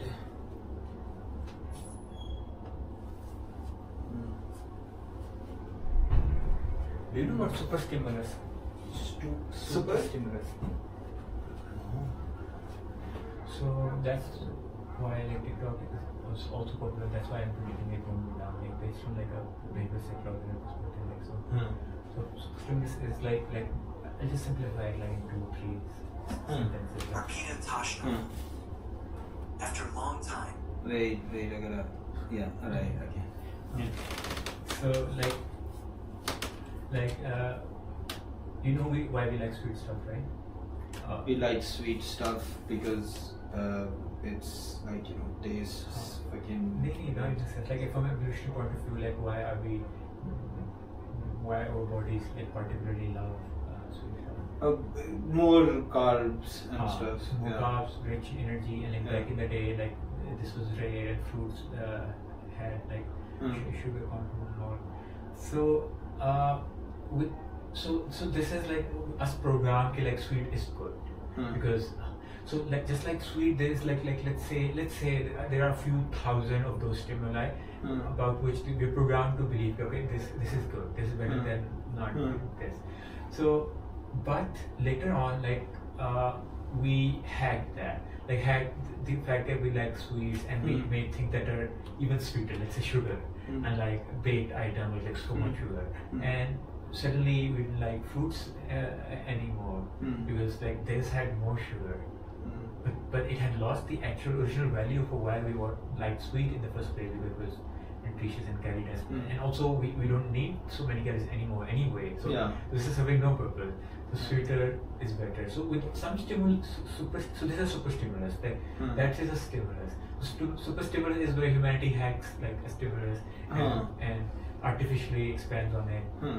And the brain just thinks, okay, more is better. It doesn't have no way of calculating, no, more is not better sometimes. So much so, for some super stimuli, you can just keep increasing them and the brain will never get. With sweets, it's not the case. With sweet, if something gets too sweet, the brain is okay. But with some stimuli, it's like more infinite. So that is what happened with porn. And with a lot of things that humanity likes and not like, so they were so subtle in the first place, and it keeps building on. So, and that is how like social media and media, and that's how it's working. Like, so previously you would watch like a show, and there would be these moments of surprises and kicks, and then the story, twist in the story, and you would like them. That was originally based on our like evolutionary instinct that earlier on where we would be picking up novelty and like use that for information, and with TikTok they just hacked it. Like every new video is like it has novelty, and they use algorithms to make sure that that novelty is not wearing off. Because like over time this could even have gotten boring if they were not so clever. Because you would have gotten used to now you knew what kind of content is, and new content wouldn't have been surprising anymore. And then they fixed it on like a behavioral science level. It stays normal, it stays scientific. Otherwise though TikTok should have been fallen out of fashion, because yes, the content is different in some way. So it's it hacks straight into the human psyche so much better than with Facebook. It was different. Like Facebook, I think it caught up because it was cool. It was cool to be on Facebook, and all of your friends are on Facebook. Yes. And you talk Yes. to them, and there was a different dynamic. Like TikTok taps into more directly into this whole shit, and it is more difficult to beat. इसीलिए मैं इतना रोना पड़ा हुआ कि like Trump banning TikTok, trying to buy it. Like, have you ever thought why would they even need to do that? Like, social media comes and goes. Like every decade or so, there's something new. Like, what's all the fuss about TikTok all of a sudden? This is what all the fuss is. Okay? It has kind of nearly cracked the code. Really, it is flop, but it keeps tracking. Okay, like, do people see this as well? So, like, if you are you TikTok? I'm not. I'm not on TikTok. I've never. I'm not TikTok, but if you use TikTok, Yeah.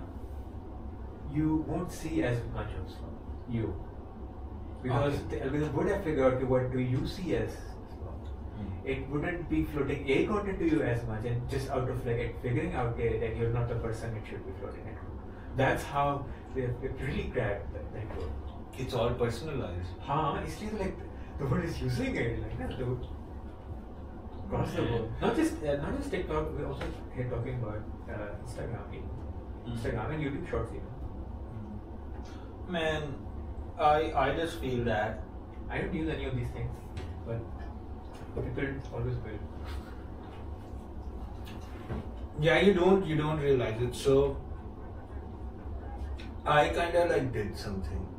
So I used to like scroll through shorts. Okay. So one day I scrolled through shorts for like 3 hours or something. Wait, what is this? Like, why did I do this? I got like a little bit more curious. Okay. So then I tried this one technique where That's like a video. yes, I tried this technique that I would just not stop myself. I want to see how long I can go. Oh, super saturated. Yeah, like super saturated as much as possible. Okay. And I got aware of this fact of the time that I wanted to like expand the time. That made it like boring for me. Like it was fucking weird that made it boring for me. Then I applied the strategy of actually watching the TikTok. As opposed to just this like scrolling and mindlessly And watching. like sticking with every video. Every video is talking about. Okay. So I watched it. Then I scrolled up. And then I watched the next video and I was like, wait, I don't like this this. is fucking bullshit. What am I watching? Okay, and then that just broke it for me. So then I kept practicing it to the point where I do get the habit of like looking at shorts now. But after like a minute or so I go like, oh wait, what am I watching? And then I just stop. Sure, this is an interesting technique. I wonder if like it can work more universally because I am looking for these techniques all the time to help my clients. Yeah. And Yeah. on paper it makes so much sense. Like you Yeah. You watch actually the- watch. Like you actually engage with it.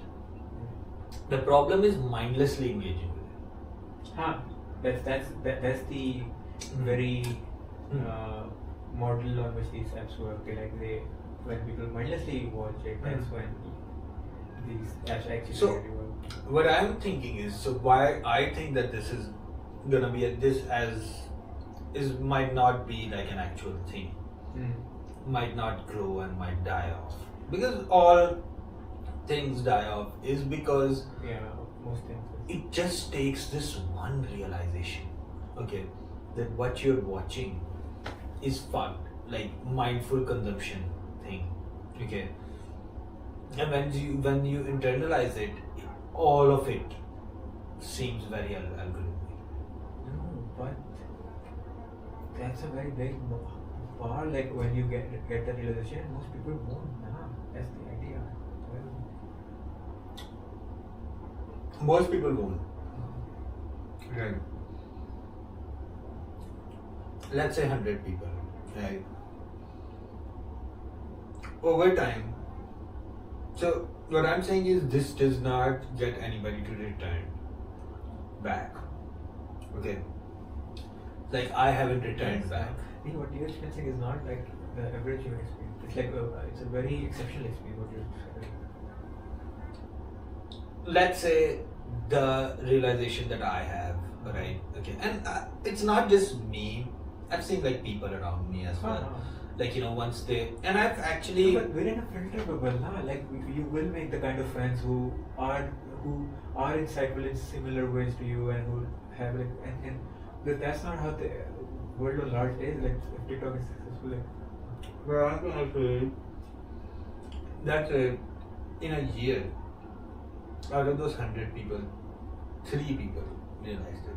Okay, and those we have limited amount of people. Okay, those 3 are not getting back, and next year, 5 more people join. So this is like 5 more people, then more and more people join. More. Of course, they've got like pool of new people coming in as well. Okay. It's not the 100 is not the same. Like next year there might be a new 100 people as well. More people are potentially being born than are leaving TikTok. Yes, are born than leaving TikTok. But what I think is there will become like enough of a point where all of this, right, might become like boring to everybody, and then you will gotta like latch on to something new. You're saying this based on like our past experience of how we've seen social media Yes. in my space now. Yes. And my thesis is, and of course, like I don't know how quick shift will turn out to be. Yeah. My impression is that like these shorts and all, they're an exception to that like general rule where like new things keep replacing the older ones. I have something like really. Do you know what can replace social like shorts? Mm-hmm. Something that's much worse than shorts, and not something that's like better than shorts. As in like YouTube, like a long form won't replace. Like for a lot of us, there's also this new pattern going on. Like there's suddenly this uptake in long form and people like Yes. getting it. There is that. I know that trend also, but that's not like a global trend. That's like a trend around like certain demographics, and hopefully the demographic that you're targeting, that is the demographic that is getting more and more. You're in the green in that sense, but like that's not the actual numbers of the world. They're like going the other way. Difficult to solve that. What I'm arguing is there will come a point in every person When they life, get bored, a person's life, when they're like addicted to scrolling TikTok, they will come across videos about scrolling through TikTok and how is Which it is that, happening which these is days. happening these days. There will come a point where this, and when then what their market will be, old people, right? Like old people, like my mother scrolls through TikTok all the time. kind of like how it happened with Facebook, like that audience shifted like that. Yeah. So it is going to. This is why I feel like this will. Counterpoint, Mr. Beast, and like 10 years ago or 15, I would have thought his channel will like not die out, but won't stay much big of a thing. Why? How can it be? How can it stay a big deal? Like there's such tough competition and people catch up and all, and they crack the algorithm and like and YouTube keeps changing the algorithm and they keep cracking it back, and so like time and again we come across these exceptions, to the whole idea of like can there be something that's too big to fail, and in the past we've seen there's usually not, but like we keep seeing these days companies that are way more stable than anything that has ever been. There's this concept called game theory maybe, or evolutionary concept है evolutionarily stable behavior. It's a phrase similar to that. So उसमें पता क्या होता है? Like अगर वो stable behavior एकदम society में आ जाए ना, civilization की species में, animal में, if it's once established, you cannot replace it. as in कि like अब capitalism के बारे में it's argued कि it's like an evolutionarily stable behavior. So if I come up with a model that's more, it's objectively better than like, it's not like out of political inclination of humanism I say this is better, or like something that's actually better for both like a capitalist and for like the average person. You cannot introduce it in like that. This is like a mathematical thing, because with any new thing it has to be now introduced to like a large pool of people simultaneously. So it cannot catch up organically, as in a new model cannot go viral, because like humanity has enough reason to suppress or kill that behavior because it's so alien to that. And Abhi, I don't know if shorts is one of those things. Like in theory, that stage exists and it happens across all mammals and with humans also. In theory, there are those stages with some behaviors. When those are reached, now this is a thing that you cannot easily change. And I don't know if social media has shorts is there yet. Mr. Beast has shit ton of popularity. Okay. But Mr. Beast's popularity is declining. Now, why would I say that it is declining? Because his numbers are on the rise. He has become global. Okay. So he has market from India, he has market from, but in the US particularly, he is declining. Okay. So US reached that point where they went like, oh man, like what is this? Like this is just like noise all the time. And then more and more people are not, older people are not like really identifying with this shit. So it is constricting down and down to kids. The second most subscribed channel is Cocomelon, right? Or like India's or T-Series, and then Cocomelon and all these top things are just kids. Okay. Also the most of the top 10 watch videos are just kids. So that in that sense, the influence of Mr. Beast, okay, is actually declining. That is probably true. Yes. Yeah. So numbers wise, you would see it like, you know, can you like equate Cocomelon with Mr. Beast with all these high production things and stuff? That is the danger that Mr. Beast has. That is how Mr. Beast is dying. That is. No, but he's dying. That I yes. think so. So because my idea was that like we keep coming across outliers, like in this rule, okay, like again with fashion and all. Of course, like again fashion, it cycles and cycles, but then there will occasionally be this fashion choice that sticks, and the world is kind of adhering to it, like, right? So with social media again, I say like we've seen that things getting a prison call, but they had, every time they got replaced in our lifetime, it was with something even worse. That is the same. The direction was all the same all this while. The things that were moving towards lower attention things and all. So we never saw like it cycling back for the larger population. Like something even worse. And like at this point, it's difficult for us to imagine what could be worse. Like, but I know what can be worse, and I have written like an article on this. It would be hard for you to believe because you hate AI in the specific sense. Like AI is not so good yet. It will take 10-15 years of it getting there. Where it generates content based on what it knows about you and like what you and you get hooked onto it and like it could be AI. Not because AI is good, but because a shorts has to be replaced with something that is even more tailored to you, it's more fun to you, less boring, needs less attention. That bar is so high already, in my opinion. That's why I think shorts is not going to be easy to replace. That bar is very high already, and AI will replace it not because AI is good or AI is going very fast, because that's the only thing that can solve such a complex problem. That solves such a good problem. And at that point, we won't care like it's AI content. What will be if it succeeds in grabbing our attention, in being not boring, then that's it. It will have. That's a very doomer perspective, man. That's really a bad thing. Like the world is already surviving with shorts now. Like 200 years ago, someone told people that this is what humanity will be doing all the day, Yeah. and they would have been pretty sorry for us. I think we're doing fine. Yeah, I think we're doing fine. Man, fuck. We'll always do fine. So I don't think any of this is disturbing. No, but AI doesn't it feel like a It's- weird ass bubble? It's not big.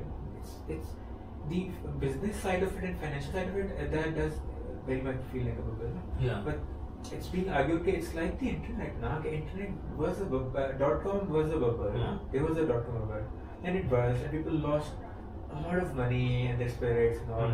But internet wasn't a bubble. And it was immutable. That's exactly the same with AI. AI gets this sudden boom and you're getting involved with those apps and people pouring in money. That is a bubble. We know it will burst for sure. AI is not going to be a bubble. But you must say it's not so good at so many of these things. But I think So there's this new legislation that is coming on YouTube that is 16. You have to be 16 years old. and you have to verify your identity. Yeah. That's not what YouTube do. It's the government now, British government. They messed it up, and that's scary. Like, I think you honestly, focused on the fact about the audience demographic. Audience demographic. Like, I was more Yes. focused on the fact that like people will lose their ability to make accounts on these websites anonymously. That's yes, but the thing is, it is already like sort of fucking penetrated in everyone's psyche, like internet and stuff. All this information that you have is not safe anyways. Okay. And we've seen like effects of these type of things, like somebody younger and things. I think I'm okay with the move for all these inflated numbers of people. Okay, like real actual numbers. So if you're gonna make the internet more real and stuff, that would. I do know what you're saying. I've advertised on Facebook and Yeah. all of these platforms, and Yeah. I see how painful that gets because you see most of your audiences are like fake profiles. and It's all fake that. profiles and bots. That is the like problem. That's Yeah. an issue. Elon Musk also raised like on Twitter. Yeah. Here's the thing that I believe, like platforms allow that. They want that. They want Uh, that. It's an easy problem in my opinion to fix, and they don't. Yeah. So that's Mhm. why I'm not so. And Elon Musk of all people who is making so much fuss about it, and like today is It's just bots. It's more about than ever. Yeah. And like the very person who claimed to have this value. Yeah. Point It's the dead internet theory. Dead internet theory. Yeah, it is happening, but I think that like with all these things, right? Slowly, it's a new thing.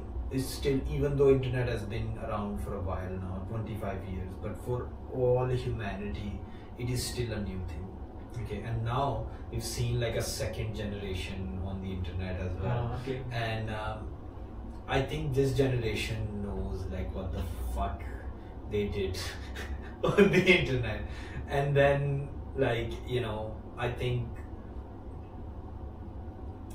so what you're missing here is that like, there's generational things happening as well.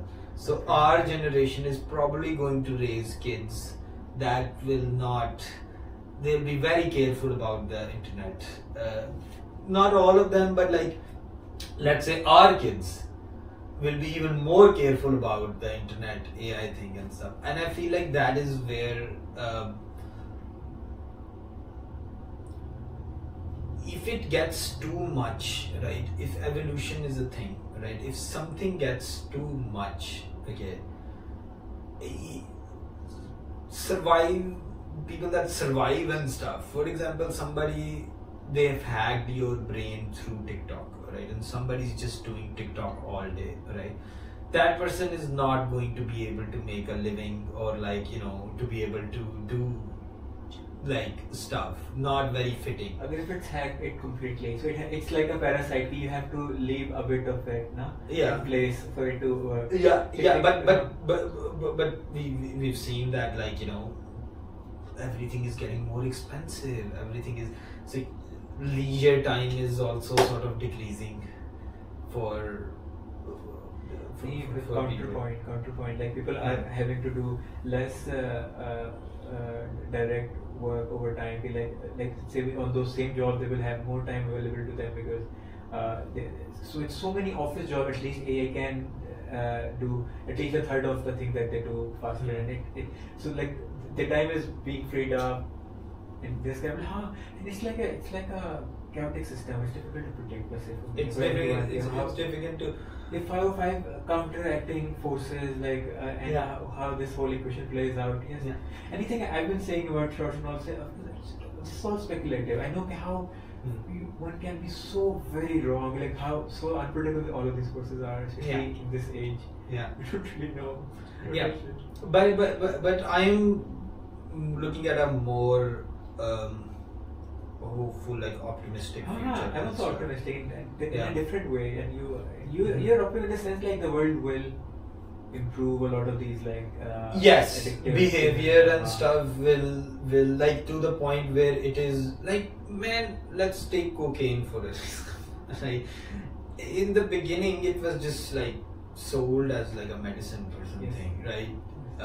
But then like now it's just like a few addictive people that like, you know, that do is that true. thing. And that happened with nicotine also, like for the first time. Like, do you know, like nicotine numbers have come like dramatically down like over the last 2 decades. Yeah. Or which is like, you know, nicotine is something that you are dependent upon. It's your brain hacking or like whatever. So all these addictive behavior, we can call these addictive behavior as like it's similar spectrum in a sense.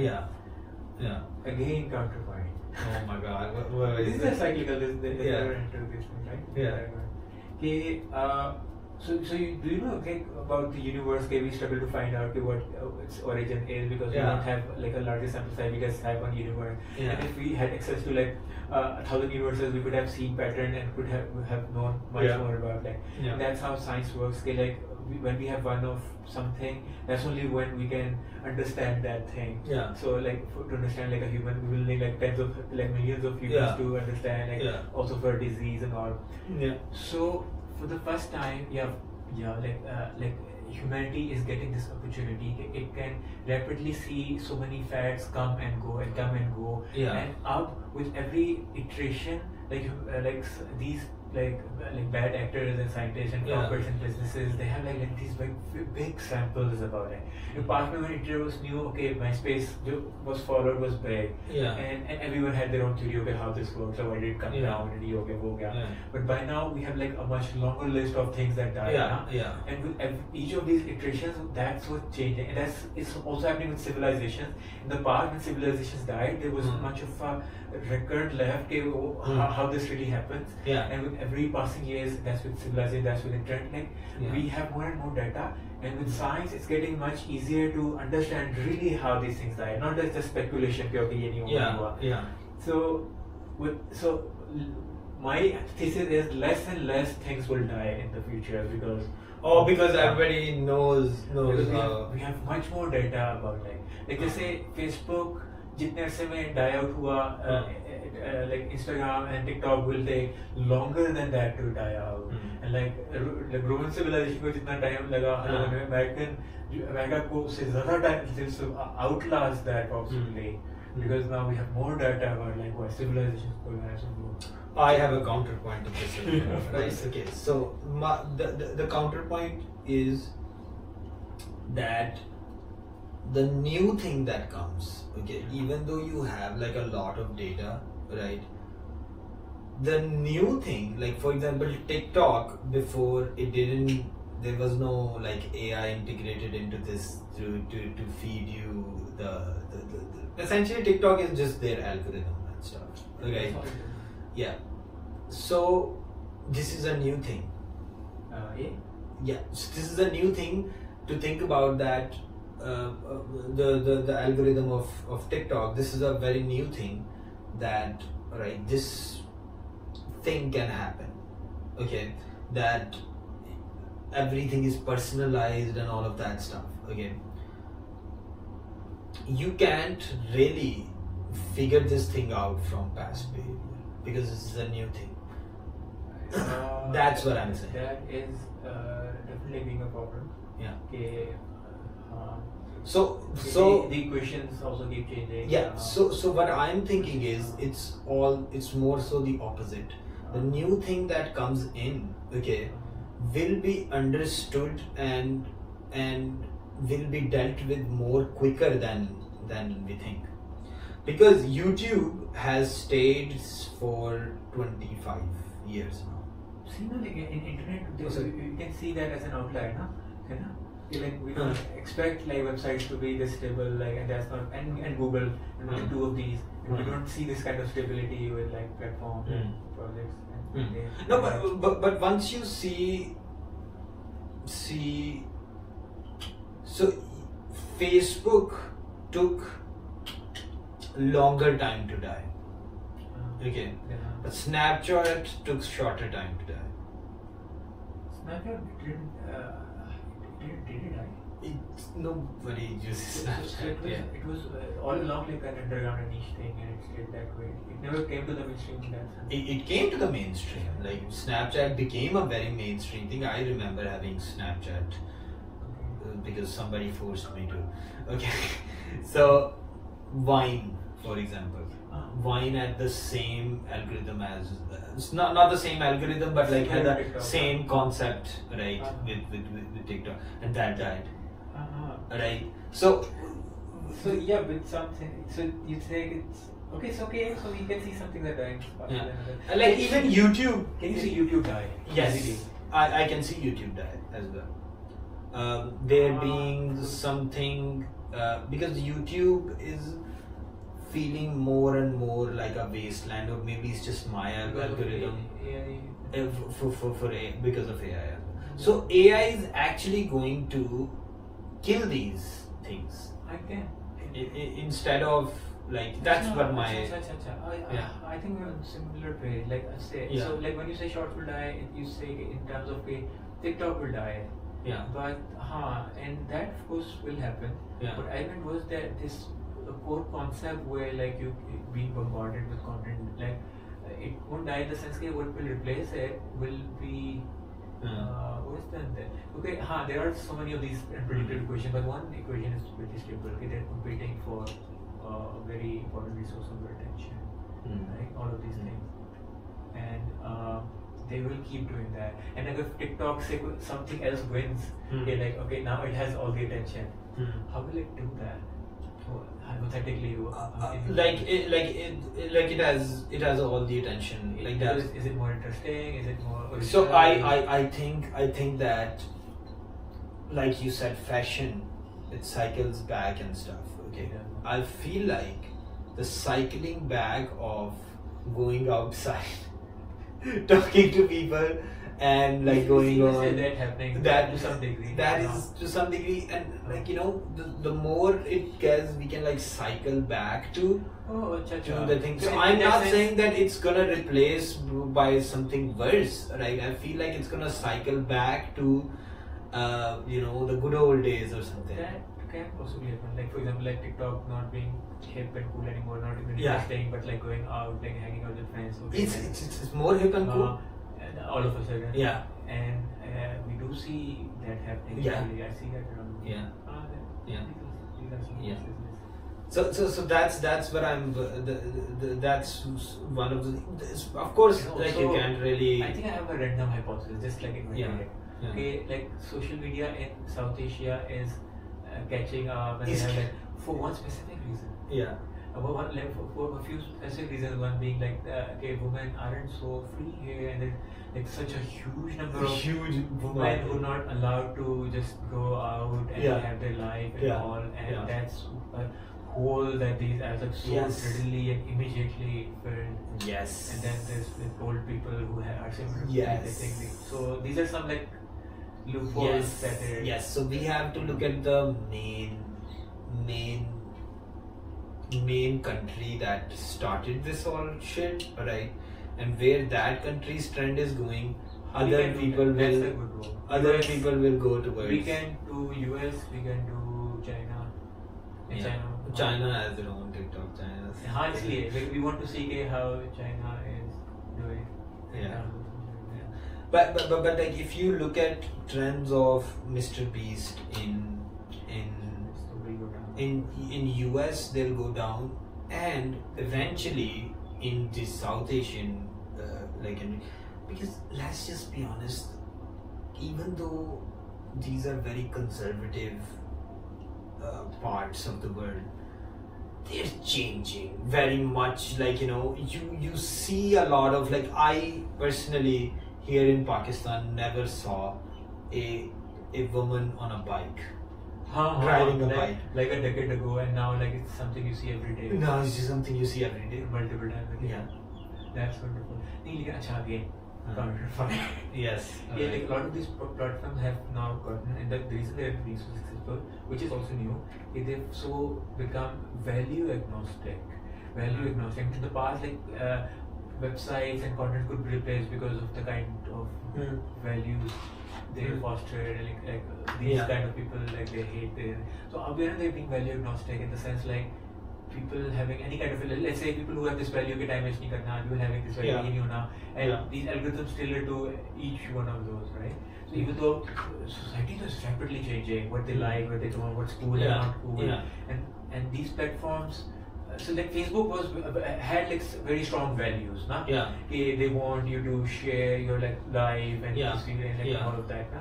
So, but these new platforms are quite agnostic to that. They don't tell you what to do. Yeah. They're so rapidly. So they're trying to whatever values you have, they're trying to just cater to those values As much as they can. Yeah, as much as they can. But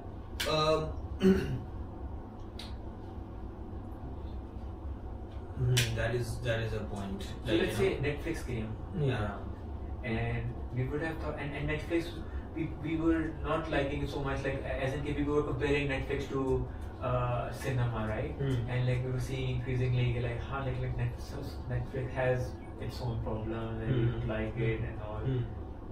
But that changed nothing. Like it is killing Hollywood regardless, nevertheless. Like, despite all of the mess that it is. Because I believe that's how it works. Yeah, but I believe that, like, Do you need but what's the time? No, I did it at 10:30. Did it? 10:30, so that would make it 2:30. No.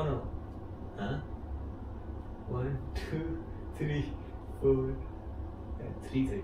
Yes. I think so. I don't really know. I think so. Oh yeah. Oh my God. We've been talking for such a long time. I forgot the setting up the thing. For now, hours. Yeah. That's because I think Acha. So it's. Oh my God. I'm so sorry. Like, of course, I think we have discovered mutual tendency. Yeah. Okay, Oh my useful. God. Let's see. Okay, now we know what to Yeah. work on. Yeah. Because I think we find this Yeah, too we much find fun. this too much fun. Yes. Like, Yeah. Like, oh my God. Yeah, but no, this was very fucking important for me. This really. but yes, that the earlier conversation. Yeah. हाँ वो तो we were This was very, very important for me. बाद में तो we were just debating something we- recreationally. This was recreational debate. Yeah. So this is where podcasts should come into play. Like, we should do like That's like what my we friend come said. here and then we do like a podcast, upload it. That's what Riyad said. He said that we should set up the cameras and all, and not really think about making podcasts. Just come and hang out and just talk. Just talk. Do like we just talk right now. It was Organically. very have no agenda. no agenda. Like you But just. that, लेकिन इसके बाद फिर like all of this burden will be on like a very good editor who is like to string it together. Mhm. I don't think But yeah, see, like we were against slipping. Yeah. So it's more so like having it more focused is better. Yeah, so we're talking about two different things now. So like I won't like a podcast and all. That is for my for career purposes. But then there's this channel that we'll use to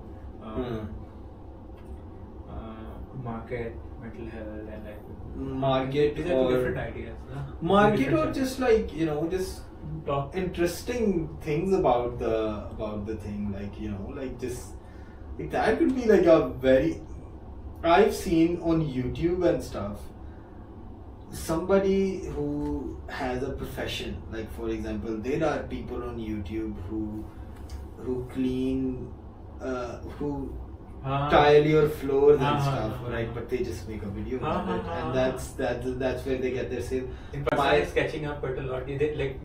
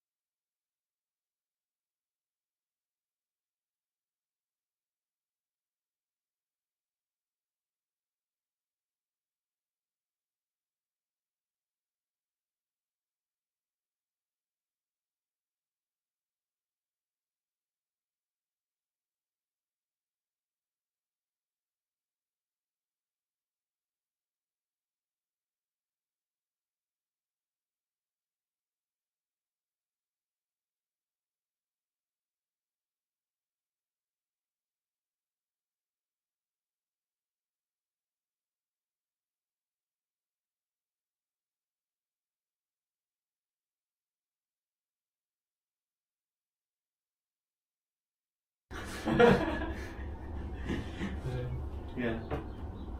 A term is to deep is such a tempting word to जो puns wise. No, make it a point. Yeah. So I decided to use it just once in. So like there are 2 sub projects I have, and I have also bought the relevant domain names and all. Like वो मैंने 4-5 सवाल करने हैं. So there's going to be deep space. Okay. In deep space, and deep space is like this social and cultural project. Like उसमें there'll be a flow for it. Deep dive. It's like deep dive. Okay. It's for dive. And just one more. One more. Deep sleep. Deep sleep. Oh, Deep by the way, house. Deep house तो ये है. No, deep house music. Deep sleep is my next project. Deep sleep? Wait, what is that? Yeah. What is that? So like it's going to be a clinic that's entirely dedicated to sleep. Exclusively. That's the exact. Like people will sleep there? People who struggle with sleep in any form, that it fixes just this one struggle. Sleep. So it won't be like a mental health thing. It won't be like it will be just this neutral, a place you go to if you're struggling with sleep. It's all like Yes, then you can have like क्या आपको सोने में मसला हो रहा है क्या? आप सही टॉप कर रहे थे. Yes. अगर आप मुझे सारी रात नींद नहीं आती थी. मैं रात को Oh yeah, we could like do this shit like intelligently as well. And right now these guys are fucking dominating the market because there is no return. Like everybody does it the same way. Which guys? Like the mental health people and stuff. It's like So like when I went to YouTube ever to find something, find some information, I always struggled to find something useful, credible, and there's not much of good content there. No, you don't do that. That's not. oh.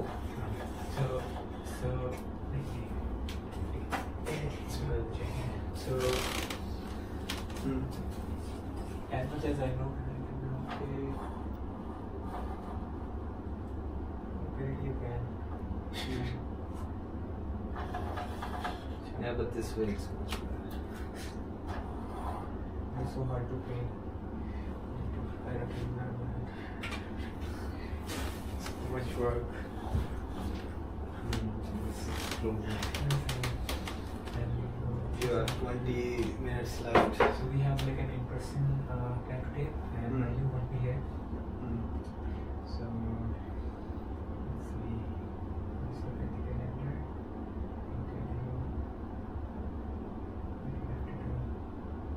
So I'll just text you over the details, and when they come over, just make them feel welcome. Okay, I'll just go sit there. So you have to come to the store, and you just know in advance when they'll be here. Yeah. And they need to be there. Alright. You just go outside, hi. They'll Yeah. probably come in and sit at the door. That's Yeah, how it yeah. I'm Expertly, and I'm here. Yes. And for any kind of struggle you have, and in a while, in a short while, I'm helping you with setting up all of these requirements and all. And this is my office, and like I'm here like after the session, before like if you have any kind of feedback, before like any discussion about it. So I'm here, and Alright, okay, I got it. and you will also need to clean this room up a bit for that purpose. Oh, you don't have a drawer. I do not. That's a limitation. Yeah, we'll need something. We'll need something. I will make this easy for you. No, it's fine. I'll handle it. It's just like it's fine. Chalo, it's fine. नहीं हाँ but लिखने के I'll arrange for a citable and a drawer.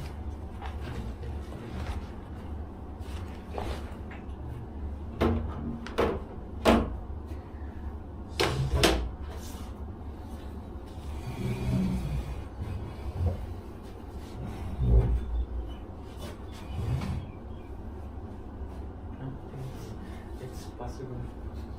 Okay. Yeah. But Alright, like, okay. If somebody comes in, I'll intimate you over time. When I become.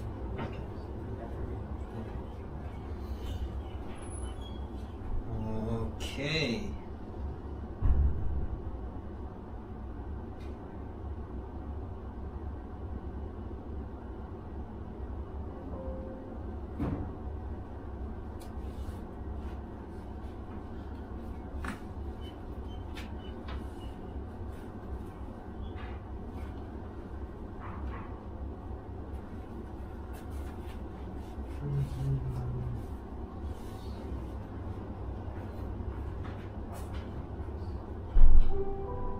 Euler 93.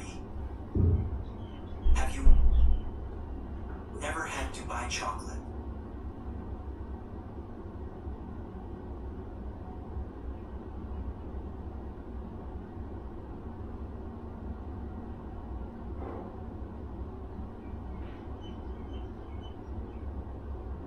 GTA is number 1. Yo, Mr. Vilson.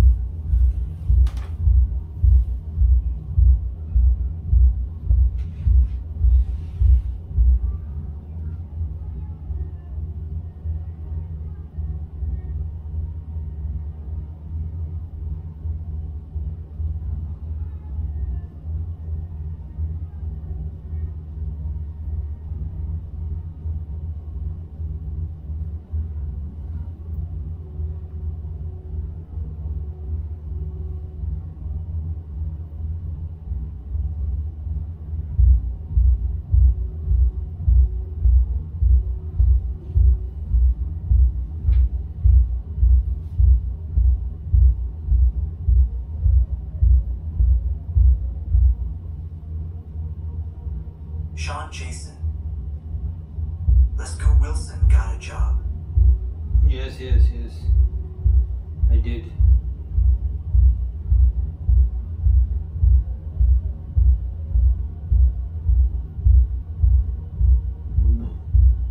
Welcome, just boss.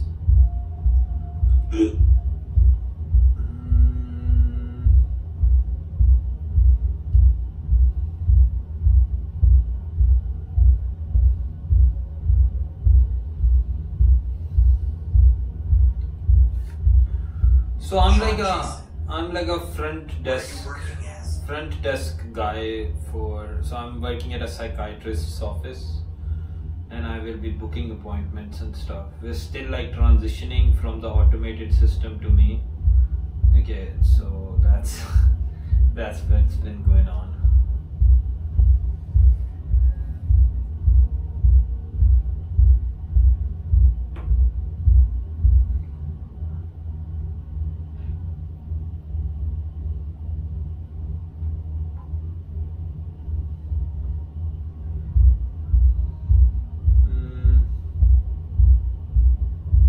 Sean Jason.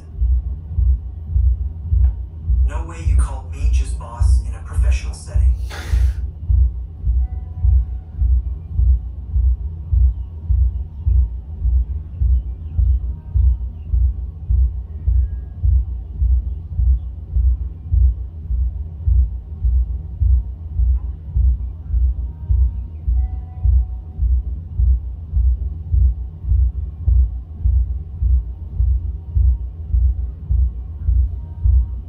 Melody Cucumber Lizard. Yes, a job. The specialists are doing their best. But Yes. we'll need a full brain scan to determine whether or not he's a willing participant or if it's a result of a tumor. We'll see.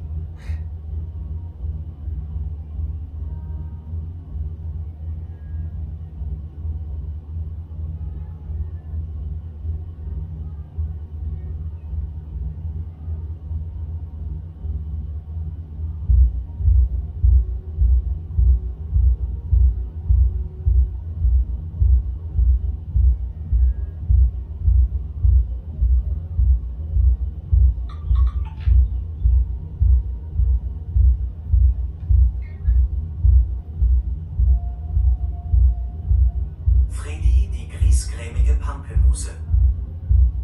Did you know that cow meat is not chicken meat? Sean Jason.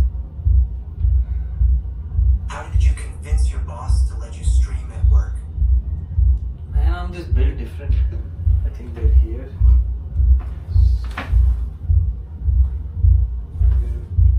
Okay, I'm gonna mute you guys. I gotta like attend to people.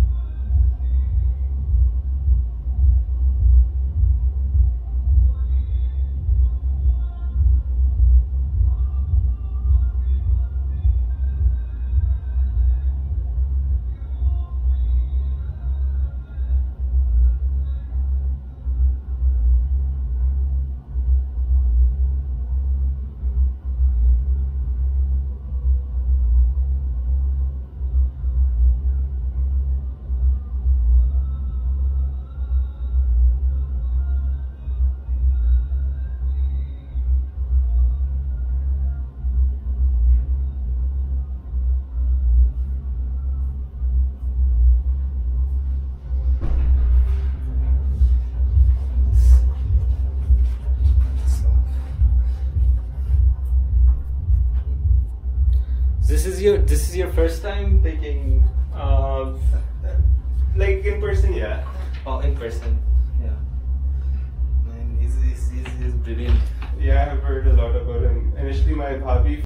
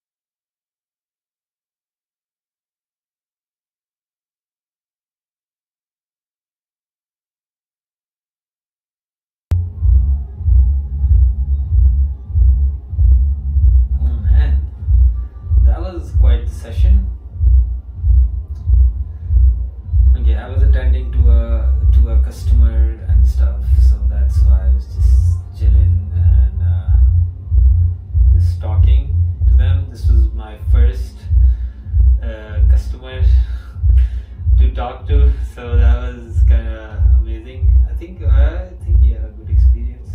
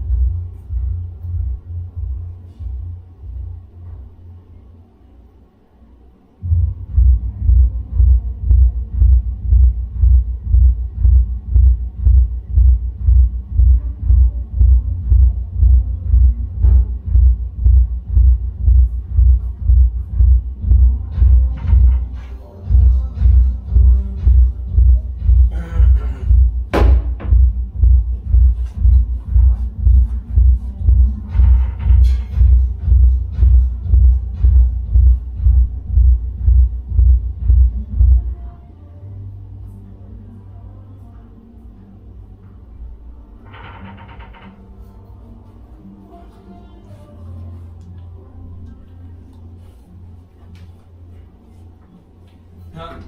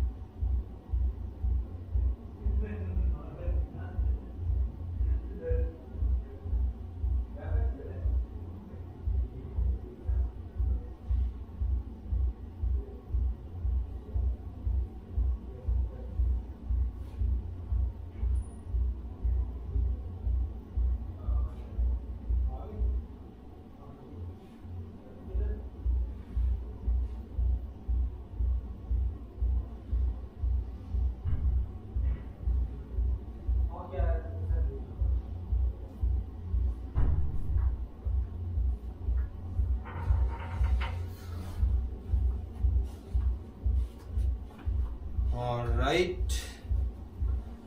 Boys.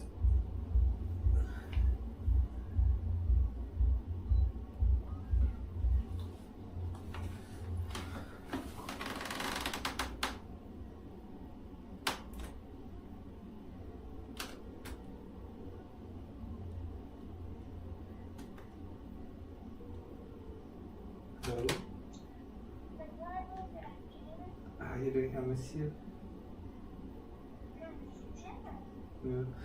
I just had a 1 hour session with, like, the first person, new person that came in, and then I talked to him for like an hour while he was waiting.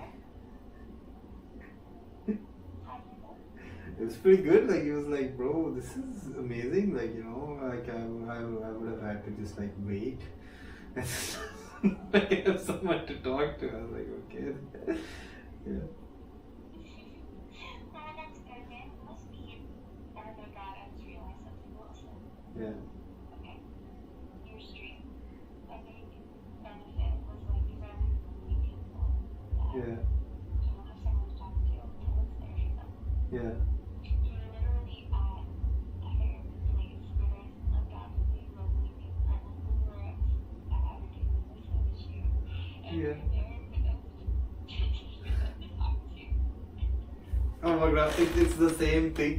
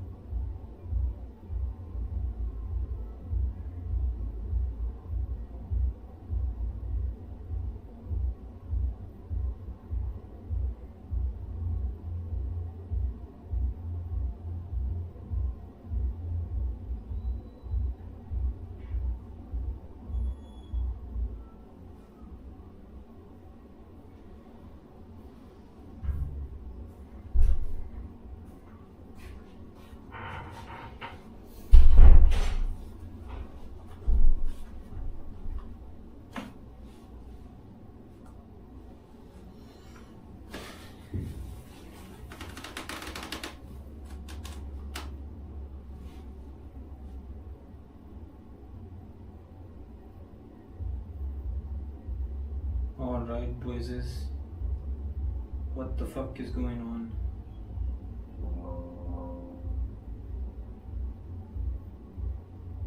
WDD path. Alright.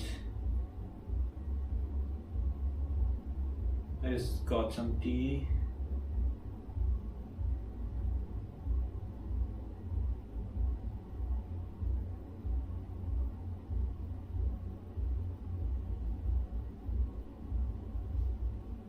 Rohan grinning face. Hello. Freddy Dye Grease Grammage Pamplemuse. Does your boss know that you are actually Aquaman? Ridiculous 8 Musics. The Ridiculous 8 Musics. Long time no see. Lily the Elder. W Ridiculous 8. Ridiculous 8 Musics. YUW Lily.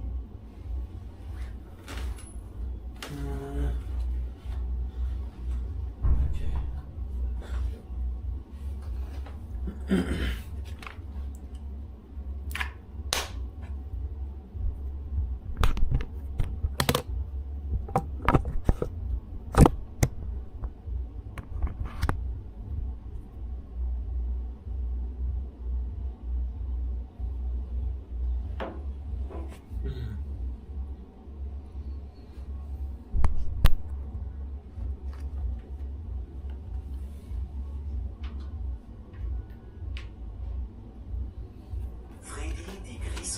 Pampelmuse. Does your boss know that you are actually Aquaman? No, he doesn't. He doesn't. That is the misstep, bro. Like, I think he should know. I gotta be.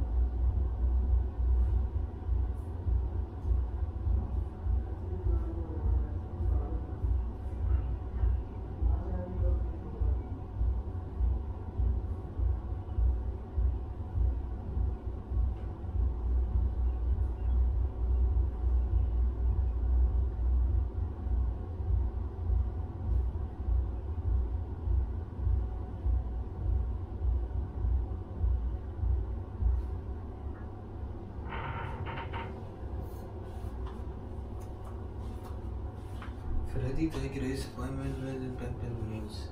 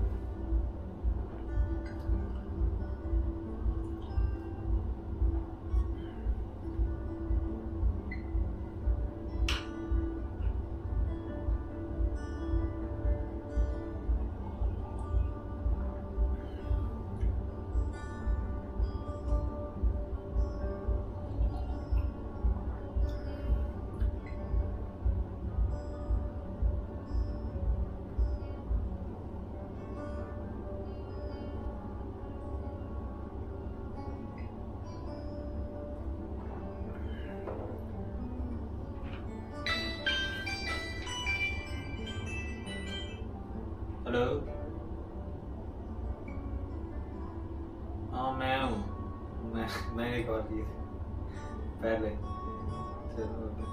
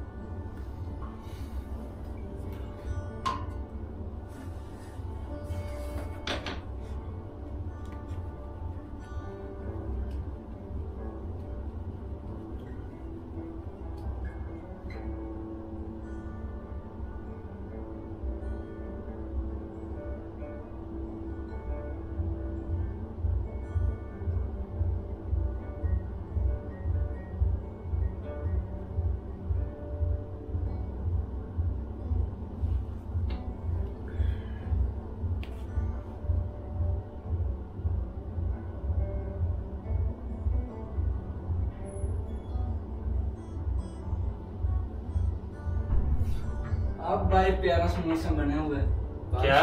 बारिश हो रही है। बढ़िया बढ़िया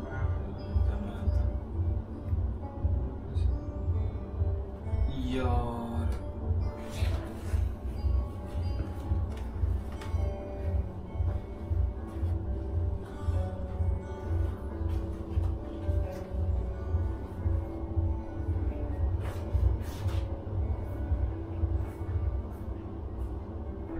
Matt Custer. Hello, Wilson, sir.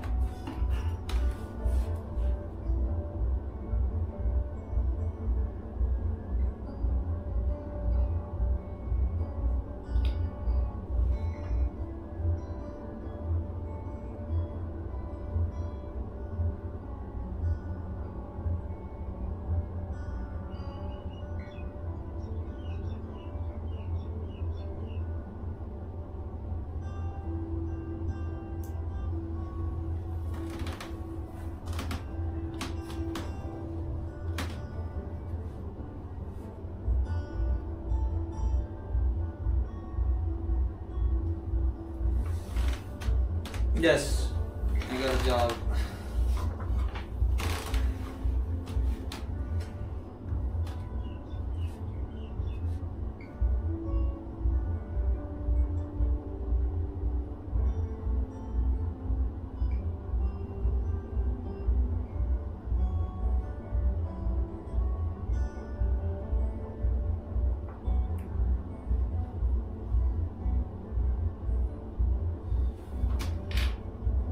Let's fucking go. Yes, exactly. Rexo, Oh wait, Wilson wait, got a job. Rexo. Hell yeah, let's go, Browski. Rexo. Your office looks sick like damn broken grads. bro, it is very good. Yeah, the office is, man, top notch.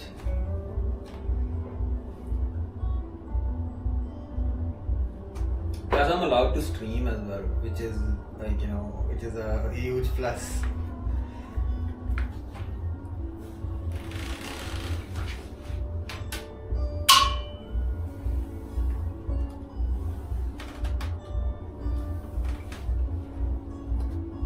Rexo. Mind me asking what job you got, just curious. So I'm a front desk. Brother. I'm a front desk manager at a as a psychiatrist's place. So yeah.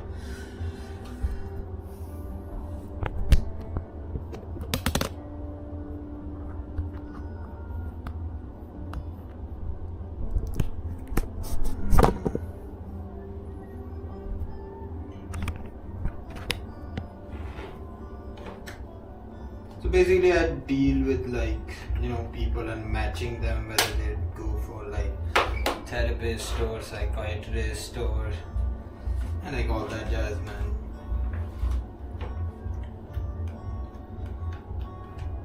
It's my third day at the job actually. Hey, why is this not working? Rexo. And also, bro, the gym gains is clearly visible, bro. Fire. Fire. Yeah. Wait, I gotta go pee. Give me a second.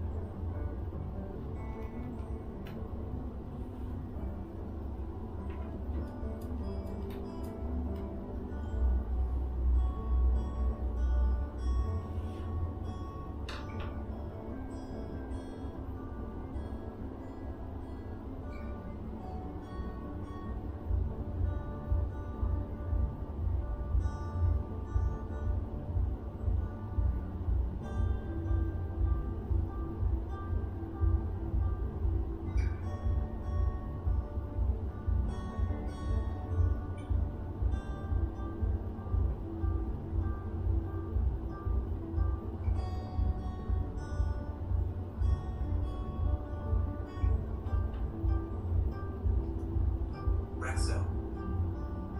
Bro, when did you change to this account? When I changed this account, no, like I'm still streaming on the other account, so I just wanna like stream my job experience here. That's yeah. That is, it's a cool visual, seeing somebody at work, you know.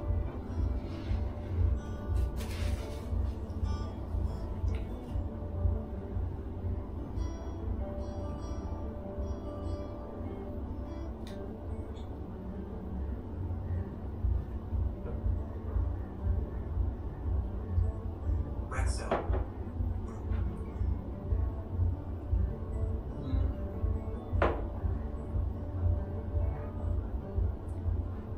Oh. Hmm.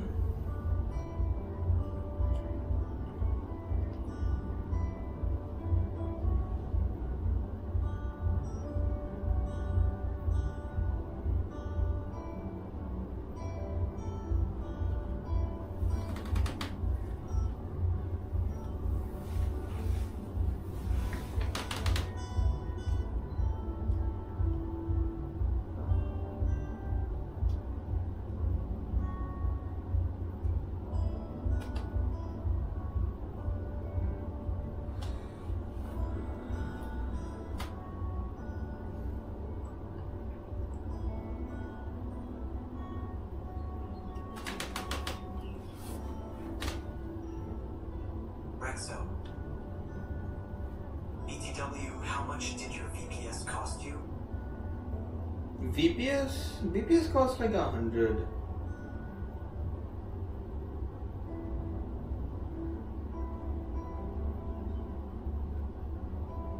Like 100 is the cost for maintaining the whole stream.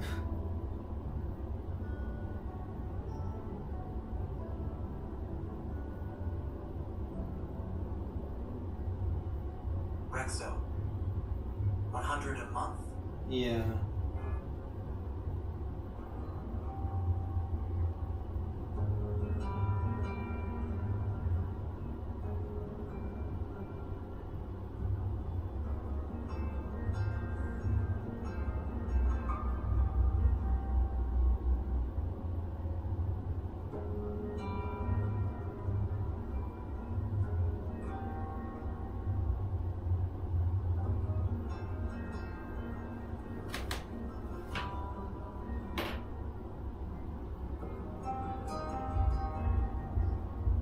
Rexo. Because I want to get my own VPS for my projects in making on JS and PHP, which needs to be on 24/7. Yeah, so my VPS is like a streaming service. I think you would not need that much money for like the VPS and stuff. Mine is a little bit different. It's for hosting a stream.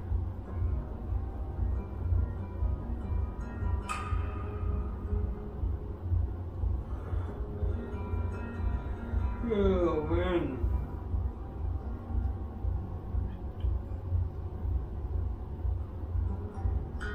Rexo. I need just for hosting it 24/7.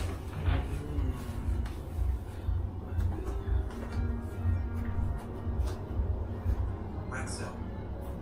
No other VS needed.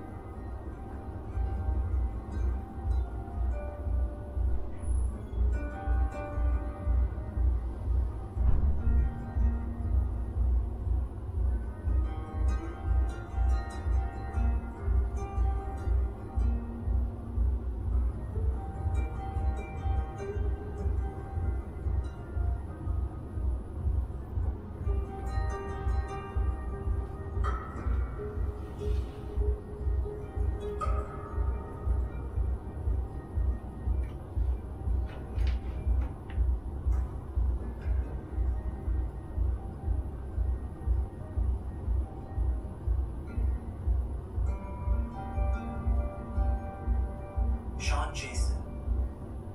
Whole channel is back again? I mean, I don't know, like back again for these streams. Yeah. The work streams and stuff. How you been? So basically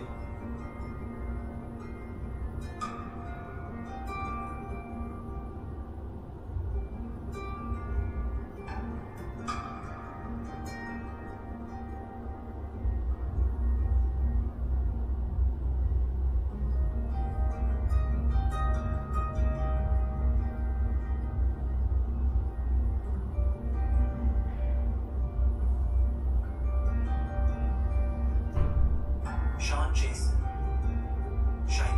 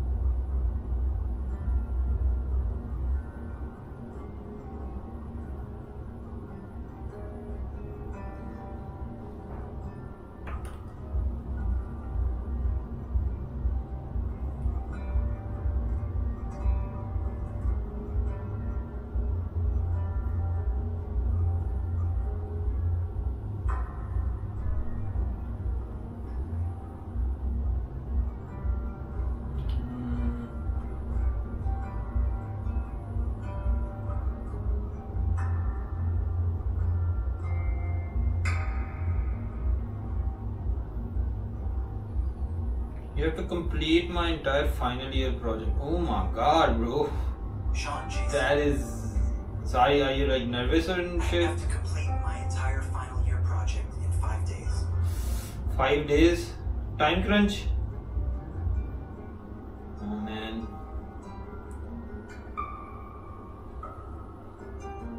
What is it about?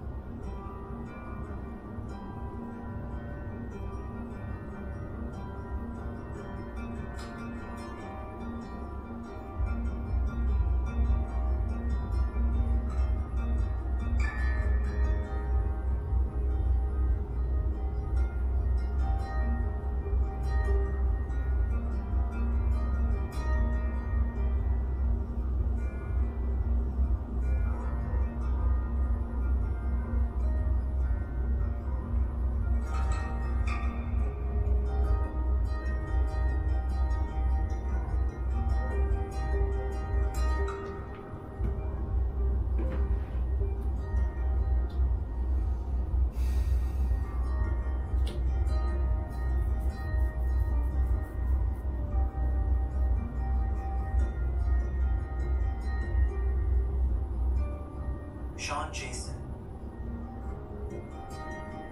It's a system that recognizes a person's emotion from observing their facial expressions, Okay. their tone of voice, and the contents of their speech in real time. Alright. So are you on it? But that's kind of fascinating actually. There has been like models built around this. Good job, man. Impressive. Who knew somebody named Jizboss would be doing such important work? W Jizboss. Ayala.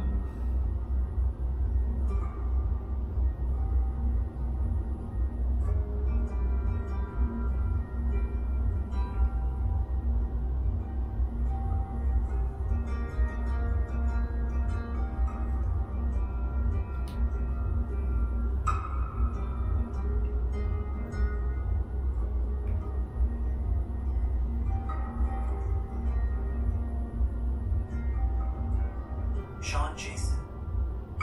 Ross, shut up. I'm sorry, man. I'm not trying to. It's just like poking fun at the thing.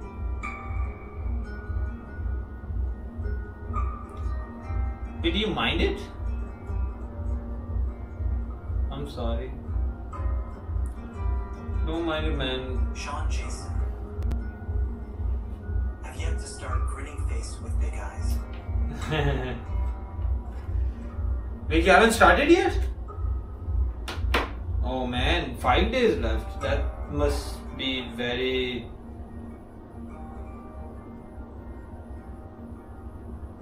Oh, so you have like a head start though. I've only completed the research for it so far. Yeah, so you have like a head start, no? It's time to like get up on it and shit. Yeah, let's just fucking get on with it.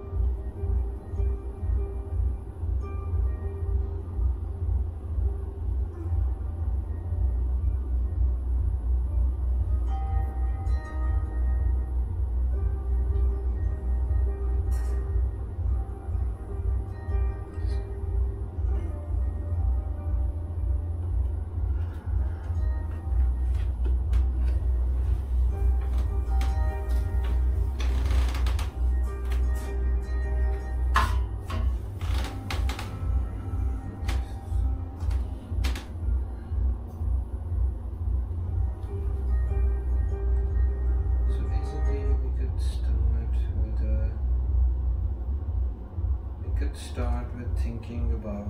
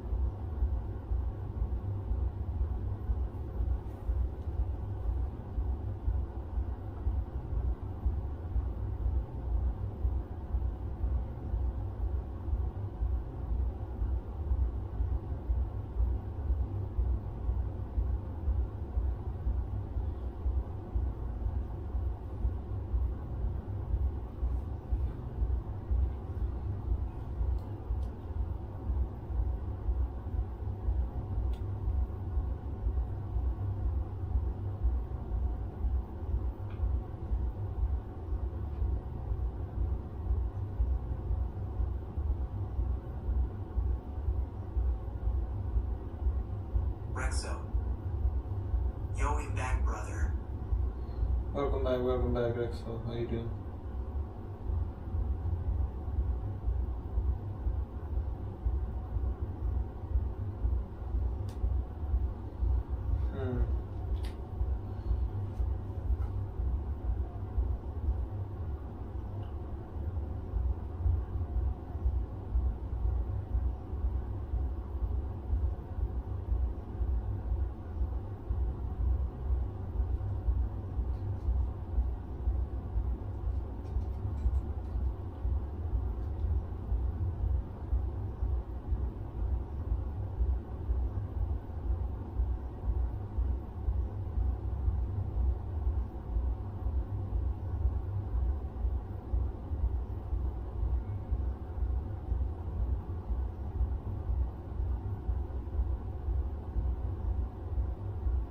Rexo.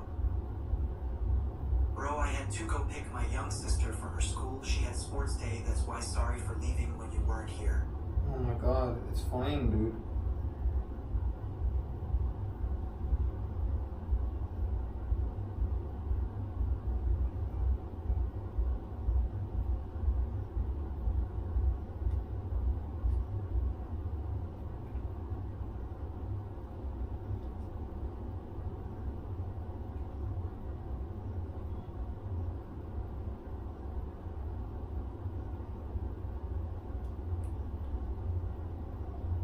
Rexo. How's Lily? But she's doing good.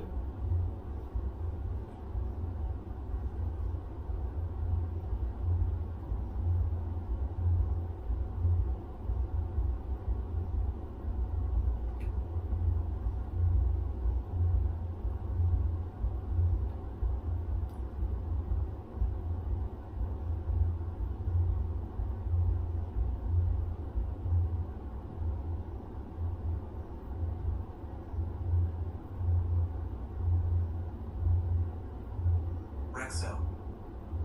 Good shit. Good shit, man. Good shit. You doing some work? Yeah, I am actually researching on a video and stuff. So let's not get a bigger picture, right? So, narrative.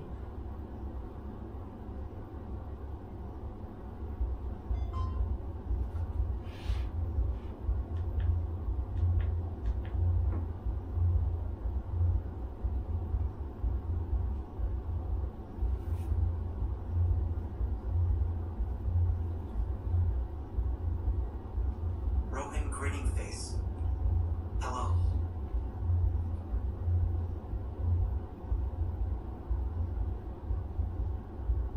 Rexo. Oh, okay, I was also editing a Clint vid, so it'll be in the background, but I won't speak. Is that ALR? Oh yeah, that's alright.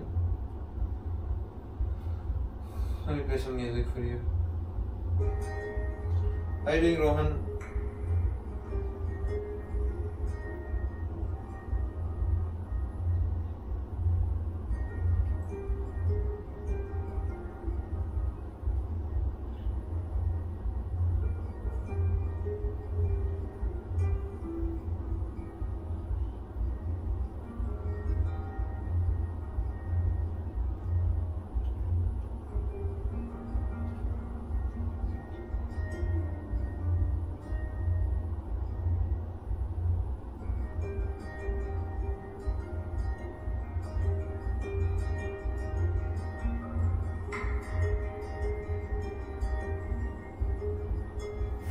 Rohan grinning face. I was happy that I finally seen Wilson's room from every corner, but now I have to see Wilson's cabin from all corners.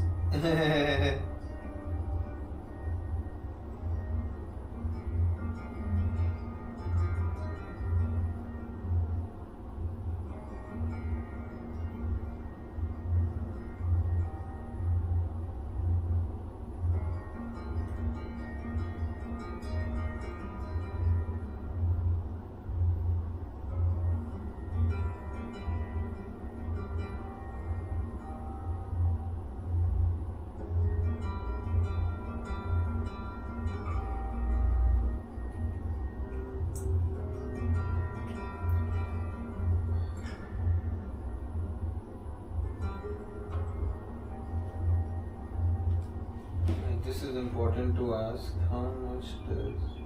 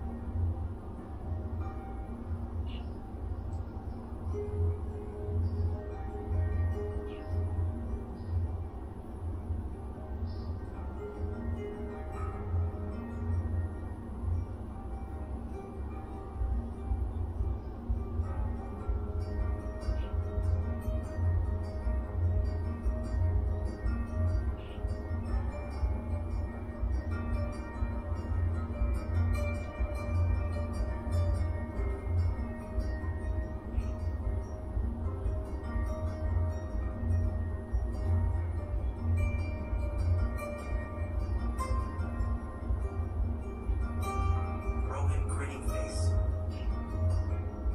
I was talking with some scammers in Telegram faced with tears of joy. They got angry. Rexo. Damn, the music is good. BTW, how's your music band going? Oh, the band, we had to like abandon the band thing.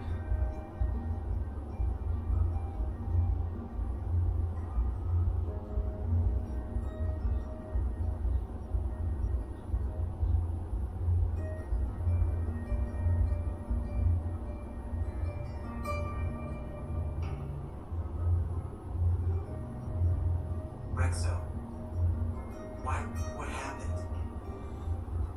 I just started like focusing on videos and stuff. There's not a lot of time for it.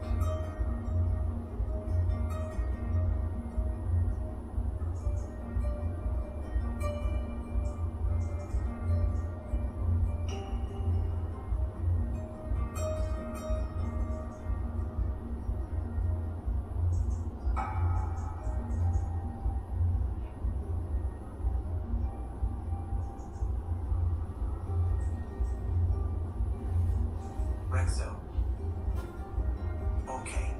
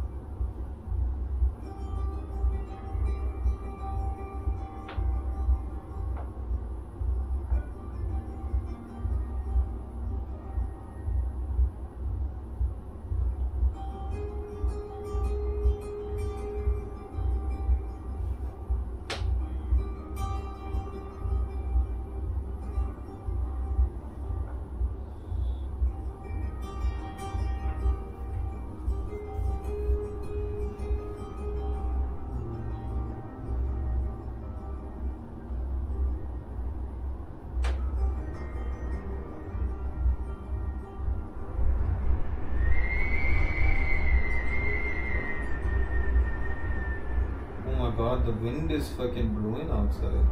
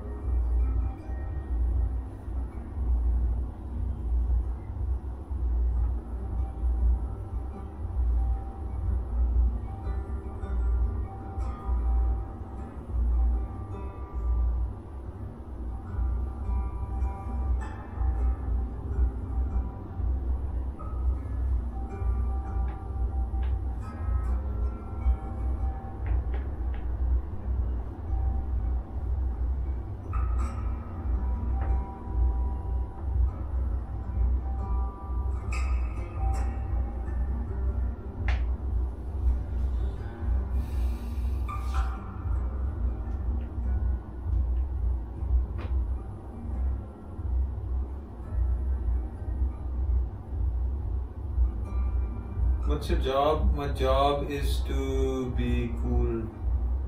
Mika. What's your job, bro? Yeah, I'm a front desk manager right now. There are no customers, so I'm just researching a YouTube video.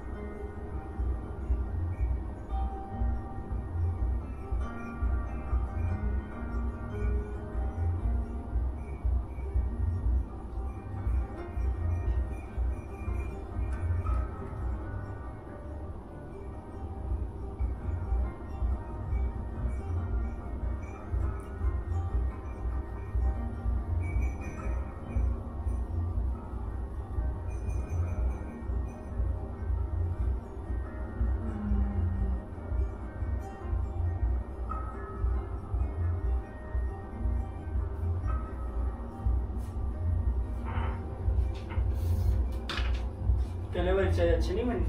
नहीं ठीक थी।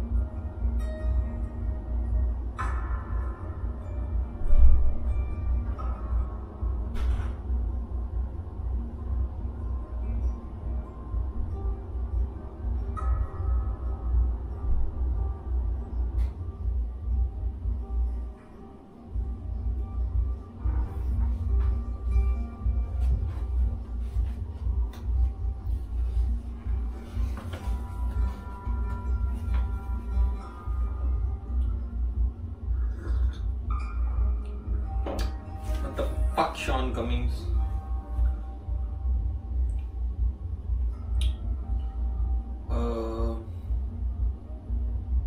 Legal shit.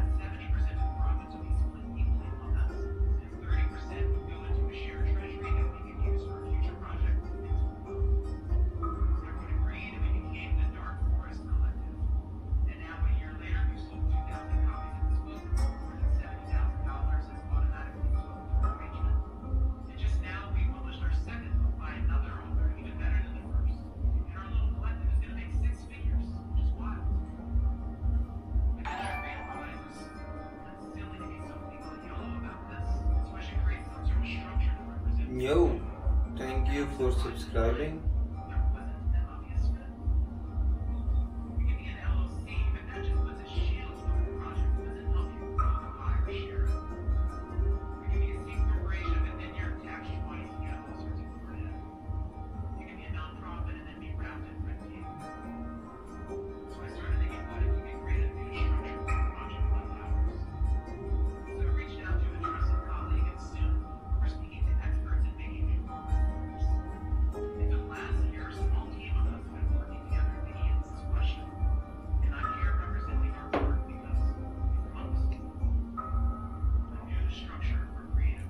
Asha, yo, can anybody tell me what is his job or what role? Alright, so I don't have any, like, you know, so I'm like a receptionist person and my job is matching, like, you know, who wants to go to a therapist versus who should go to a psychiatrist, and also like I'm gonna book appointments and schedule them and stuff, so that's my whole thing. I'm working at a psychiatrist's office. But right now it's chill hours, so I'm just researching and making videos and stuff. Now I realize that a new corporate structure sounds like the last thing creative believes. And that these two words are the exact opposite of each other. Account में balance कैसे check करता है? किसमें? Account में पता नहीं, मुझे तो नहीं आता करना चाहिए। किसमें? अपने सिम के? कौन सी सिम है? हाँ, यस। वो हर किसी की अपनी होती है। चेक बैलेंस, चेक बैलेंस,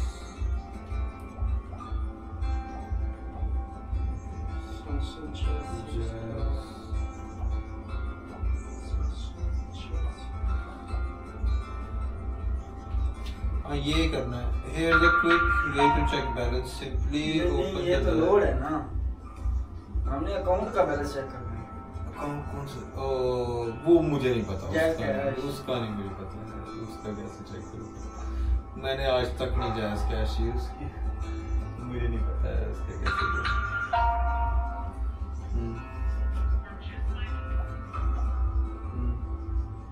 पता नहीं, यहाँ से क्यों करना होगा।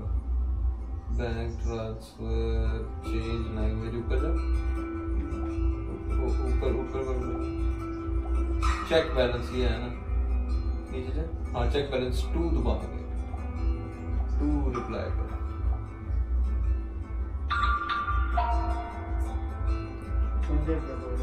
हाँ चल ठीक है।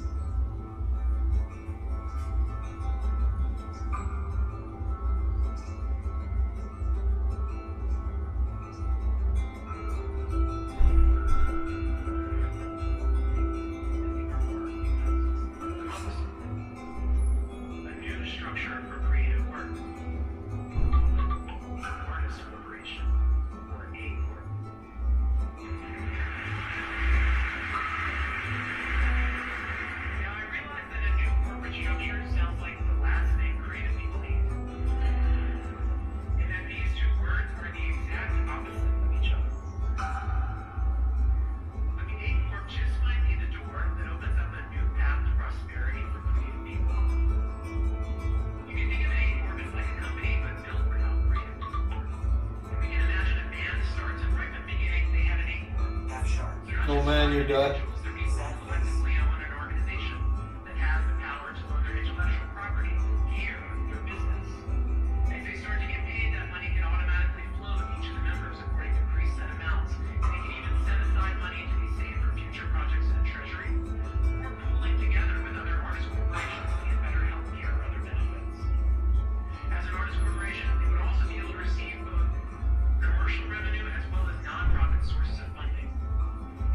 Label or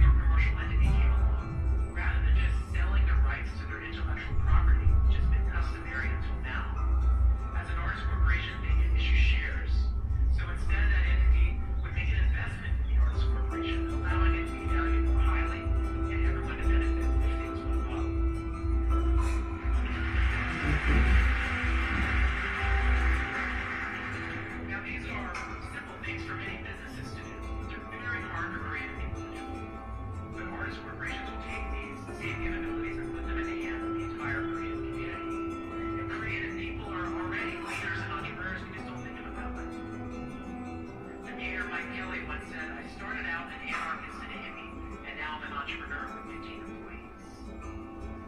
Look at Tyler, the creator, teenage hip-hop phenom turned fashion impresario and now world builder. Or Dolly Parton, who turned her incredible talent and fame into a whole world of businesses and even a theme park that celebrates where she comes from in the Smoky Mountains of Tennessee.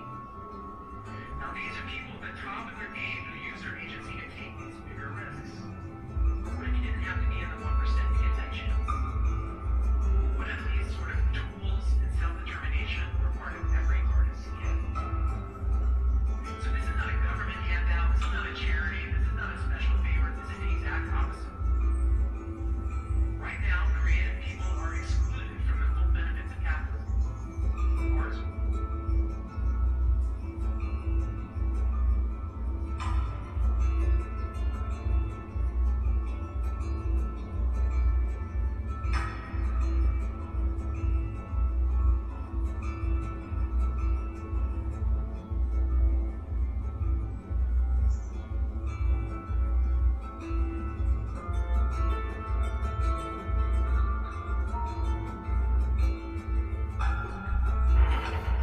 अब एक और मसला है, load करना है। Load करना है तो 3 से ज्यादा का लोड बंडल 3% का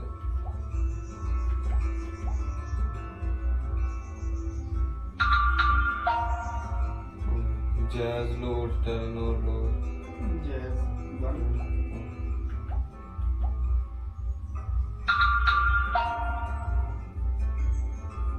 एंटर जैज वर्ल्ड नंबर। ये क्या, कौन सा नंबर है? 11 डिजिट नंबर। मतलब फोन नंबर? नहीं, फोन नंबर पता नहीं यार। पासवर्ड तो नहीं मांग रहे? हाँ, पासवर्ड मांग रहा है 11। नहीं, invalid number please, 11 digit number, 11 digit होने चाहिए। 11 और फोन नंबर ही मांग रहे हैं। हाँ,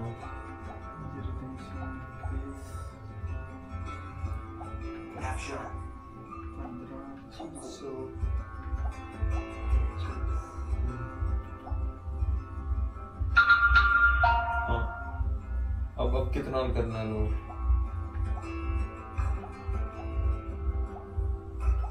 50 नहीं कर सकते, वो कह रहा है 100 से कम नहीं कर सकते।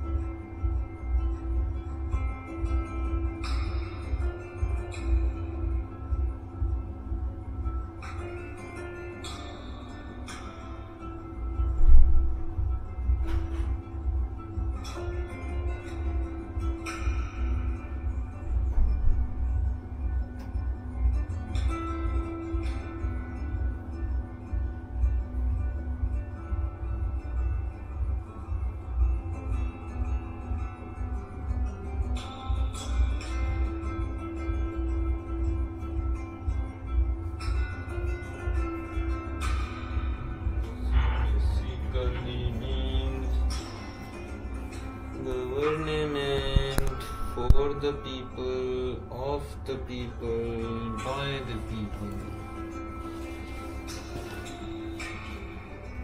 But the people are restarting.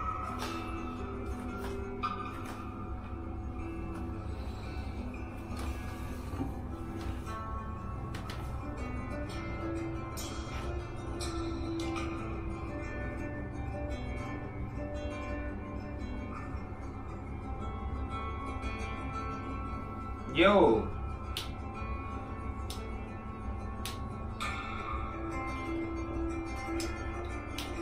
Would you look at the time? It's time to check. Bro, honestly, yeah, I am fucking, bro, the weather outside is pretty good. That's most certainly the case. I'm gonna like start packing and stuff.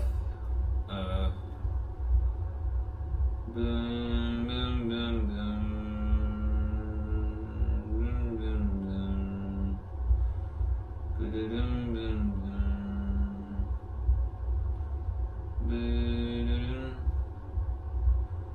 Boom, boom, boom, boom.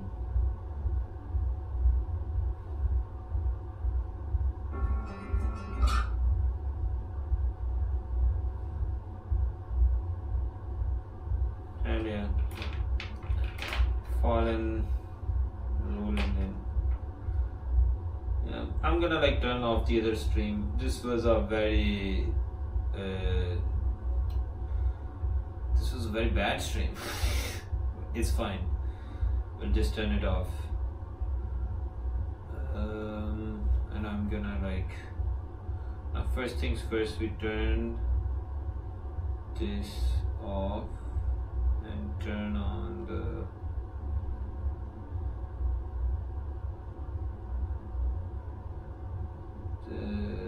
other thing.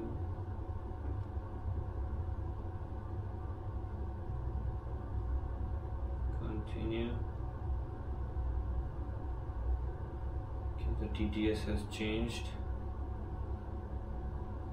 Alright, well, nobody's here.